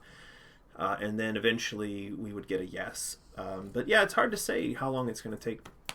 Once the thing is submitted to them, how long it's going to take for them to say yes. What's going on? What's that face for? What's going on? You should say hi to people of the internet. They're right out That there. way. They're there. There they are. Hello. Say hi. Yeah, it's a Lulu. They've got treats for you. Where's the treats? No, not me. They have treats for you. They do. Yes. Ask them for treats. Yeah. No, that's Martin doesn't have treats. Anyway, so that answers that question, I think. Yeah. Yeah. What else? I keep seeing somebody mention somebody called Made You Look or something, a Twitch streamer, did some cosplay as Alice, Hysteria mode that should probably check out at some point. Yeah, I've seen her a million times. I'm going to check her out when I get home. She's done tons of stuff in the past, and I think I've actually tried to email her and say something like we should do something together, and she just never wrote back. So if anyone out there could do an introduction, too let famous us know. for us. Yeah. But yeah, one thing I do want to say, like, before the stream ends, and for those of you in the chat and those of you that end up commenting on this video, doesn't really help for us to be all down on EA. Like, I want to stress again, our goal here is to license the game rights from EA and then to go off and independently develop a new game, which would mean that we would avoid things like loot boxes and microtransactions. And no, we're making a standalone single-player box product, traditional story-driven game, platformer, action adventure, as you would expect. And under the structure of the type of licensing we're talking about with EA, they don't have a say in coming along and going, put loot boxes in there, because we would be financing this on our own, and we would be working with other distributors and publishers to get it out to retail. And so, yeah, I mean, I hope you guys can understand. This may be like a perfect setup for you, for us, for the creation of a new game. And we're already talking with potential financiers and publishers who seem excited about coming along and helping us to make this happen, and doing it without the kind of negative influence that so many of you are concerned about when it comes to what EA might or might not do to this thing. So let's stay positive. Yeah, they've got a reputation, but don't be too down on them. Nobody wants to see that. Why not? They're just doggy kisses. Oh, Lulu. Don't you give doggy kisses to Martin? Maybe he's just jealous. You're just jealous. Okay. Benjamin says, buy Lulu a treat. Not for drugs and alcohol. She's treated like a princess. She gets treats all the time. Yeah. She really is. Yeah. So don't worry about Lulu. Benjamin Parham, thank you very much for the $5 of support for the Lulu treats. We are actually giving her, because Yin just recently went to Australia and came back with bags full of treats from Australia. And do you know what they make treats from in Australia? Kangaroo. Yeah. She's got Really? bags. Good guess. Kangaroo. Obvious guess. Kangaroo meat dog treats. So yeah, that's what she's been getting treated with recently. She loves them. Okay. Yeah. Yeah. Okay, we were finishing up. Patron. Where did we get to? Sherry. Yes. And then we got sidetracked. So the wolf image. Yes. Mika loves Mika it. loves it. Eviebles. Okay, keep going. It's beautiful. Evables. Evables? Brittany Rogers. It's beautiful. The Fabs thinks it's really great, but could do with darker hair. Okay. Evelina loves it as well. It's a lot of positivity about this image. Ina, again, it's so awesome. It gets a little love heart. Loves the teddy bear, which isn't Ted, but... Look, SidX211 says, hello, your dog is ugly. Can I ban that person? Is it possible to report them to YouTube as some sort of internet maybe violator? I don't know, a bandit of some sort? Who doesn't like dogs? Sorry, that must be a very sad person. So Haley Elias says the image is awesome. Yep. Greg is back. Hello, Greg. He's there in the chats. Looks great. The title design looks much sharper now. Get it? Okay. Yep. The Vorpal blade could do more detail. We've talked about the markings on the blade. And the teddy bear in a straitjacket would be the best. Actually, that sounds like a good idea. That sounds like a really good collectible, like a plushie, like a teddy bear in a straitjacket. I like that. Lee Marshall says, I'd love to see that Asylum background swapped out for the house on fire in the second split heart cover concept. But it's still nice work. Okay. Where did we get to? David. I was reading chat, sorry. David, me like. It's gotten harder for me to choose which I like more. It is tricky. They are all looking really good these days. Right. Can't wait for the live streams to be back.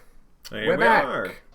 Blue Rose, glad to see you back safe as well. Yeah, I think that trip, I don't feel like I almost died on that trip. We went diving. We had some good wind and sailing, but that was a remarkably chaos-free trip, and it was really the first big trip that I've taken with the boat having the new name of Chaos. And there are people at the marina who are like, are you really sure you want to call your boat Chaos? Because it does seem like you're sort of inviting disaster to rename your boat to Chaos, and it like literally it's right across the back of the boat there. But then I had this this sort of idea that it's like taking an umbrella outside when you think it's going to rain and then it doesn't rain. So it's reverse psychology for Neptune and the boat and whatever to say, haha, you're Chaos, and then the boat's going to be like, no, I'm not. I'm not Chaos. And so then maybe it works out okay. Because we had a remarkably smooth and wonderful trip out there. I was really impressed. And man, if any of you ever get the chance to go to the Surin Islands, I really highly recommend you check that out, because it was unbelievable how beautiful it was there. Just to get a sense, just look at all the blues that you see in these images. And this Pretty was good. I mean, this barely captures it. I saw there a beach. It was like this, but I saw a beach there that I swear, it was like this. It was like literally one of the most gorgeous beaches I've ever seen. The sand was like baby powder. Oh, here, like this is kind of it. It was like so white, and the sand was so fine, like baby powder. And then you got these blues, 8 levels of gradation going out into the ocean. Yeah, so it was a very, very beautiful place. Looks it. Yeah, we didn't see any stingrays, but we did have a nice dive there, though. So anyway, if you're looking for a beautiful place to go, highly recommend the Surin Islands. Benjamin Parham says reverse psychology does not work on a boat. I don't know. I think Apparently we're testing. it does. I think we're testing that theory right now. Why would you say that, Benjamin? I'm curious to know, why do you think that reverse psychology does not work on a boat? Because certainly there are all these ideas that like women on a boat are bad luck, or whistling on a boat is bad luck. So it seems that boats and the nature of things at sea respond to inputs. So the question is, could you not kind of muck around with the inputs? And I don't know. Anyway, we didn't die. Okay. Ice Killer says, a lot of stuff going on in that image. Looks great. She needs the stuffed rabbit doll. I agree with this. We need to have a stuffed rabbit doll come back. And then she would have definitely had that in her possession. Yeah. 3 more replies to that one, though. Seems to have sparked a conversation. Well, they're just talking about the doll is different, and then he sends along a picture of the actual doll. At least we hope that that's what he sent along. Yeah, there it is. So yeah, we know that the rabbit doll needs to be in there. Lulu, did you know that somebody in the chat said that you were ugly? Oh no. I mean, really? Do you want to come up here and bite that person in the face? Bite them. Bite their face. I've never heard anybody call Lulu ugly before. I don't know. I think she's pretty cute.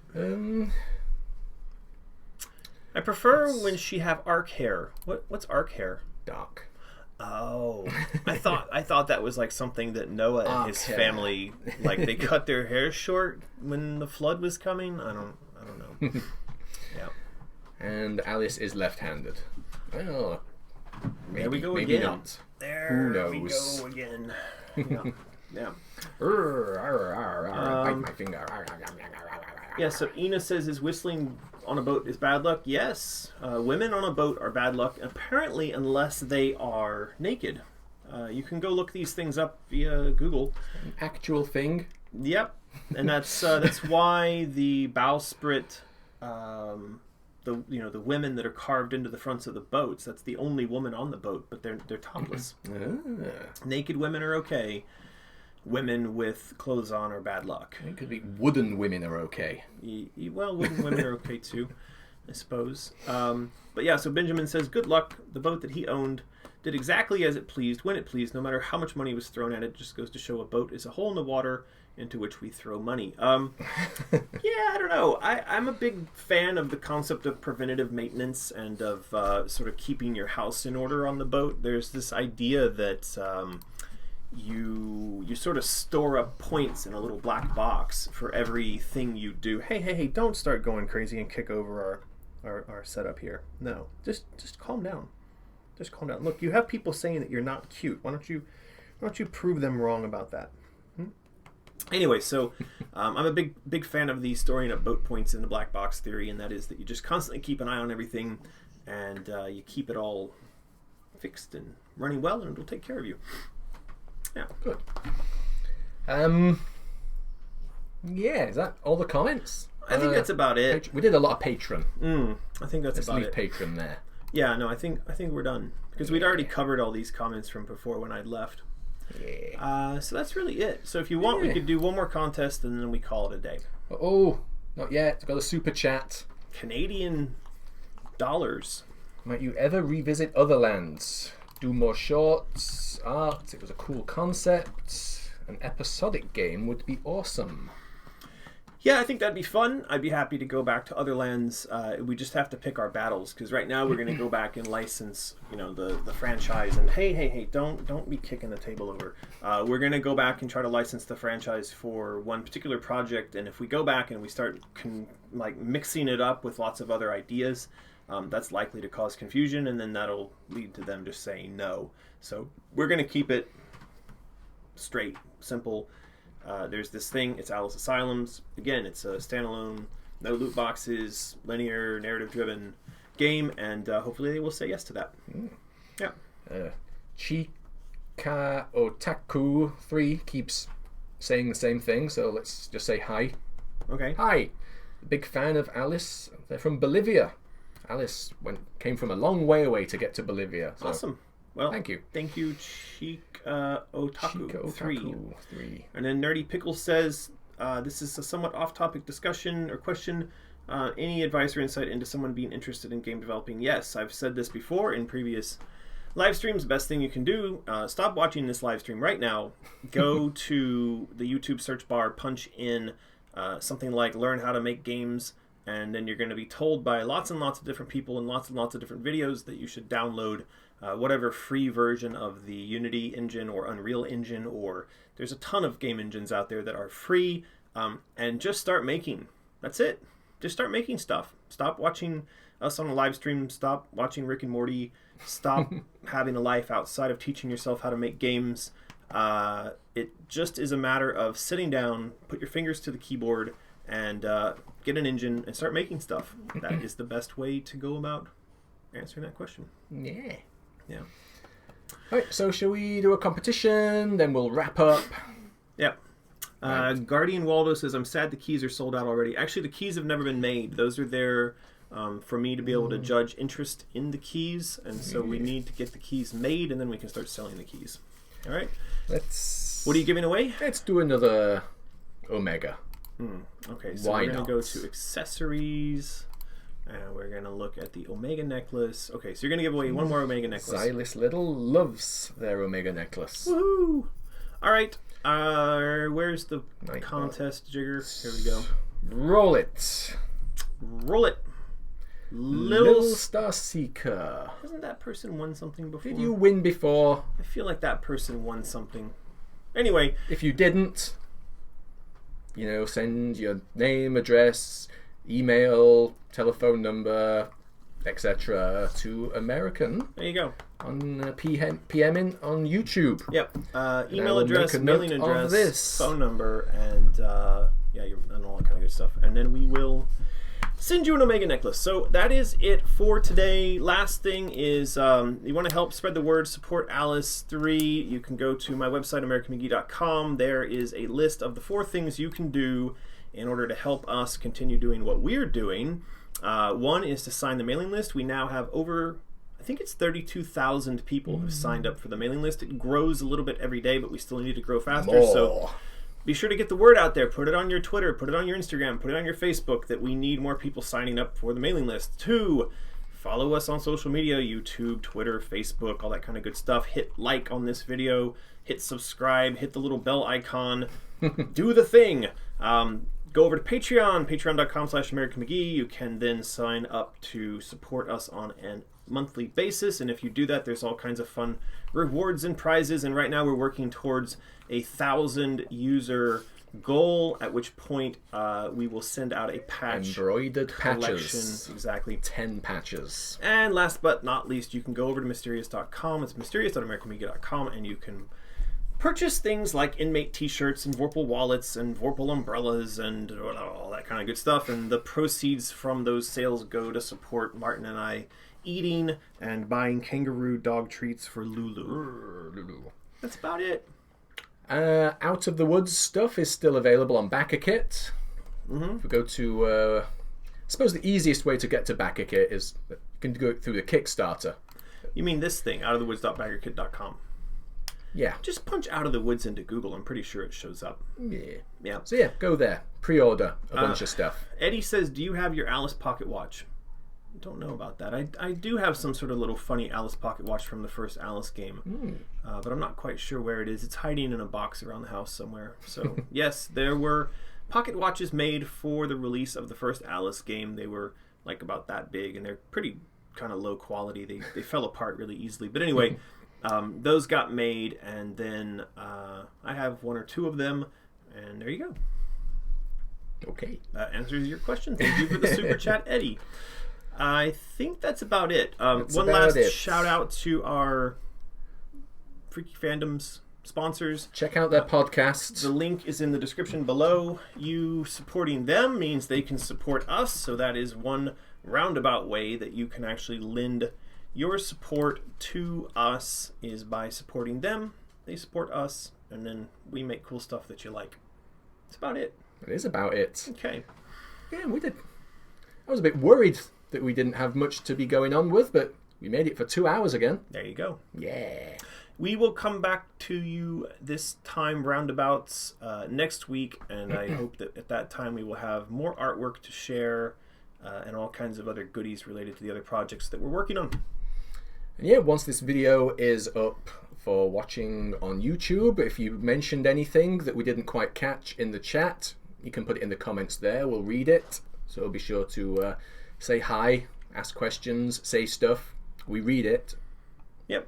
Yeah. Just really quickly, Little Star Seeker says she did win the skull bracelets, but she'd love the necklace. All right, well, at least you're being honest. We'll send you a necklace.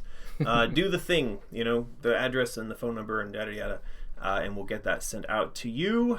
And I think that is it for today. So thank you all very much for your support, for joining us. Again, remember to click like and subscribe and the bell and all that kind of stuff. And we will see you again here next week. See you later.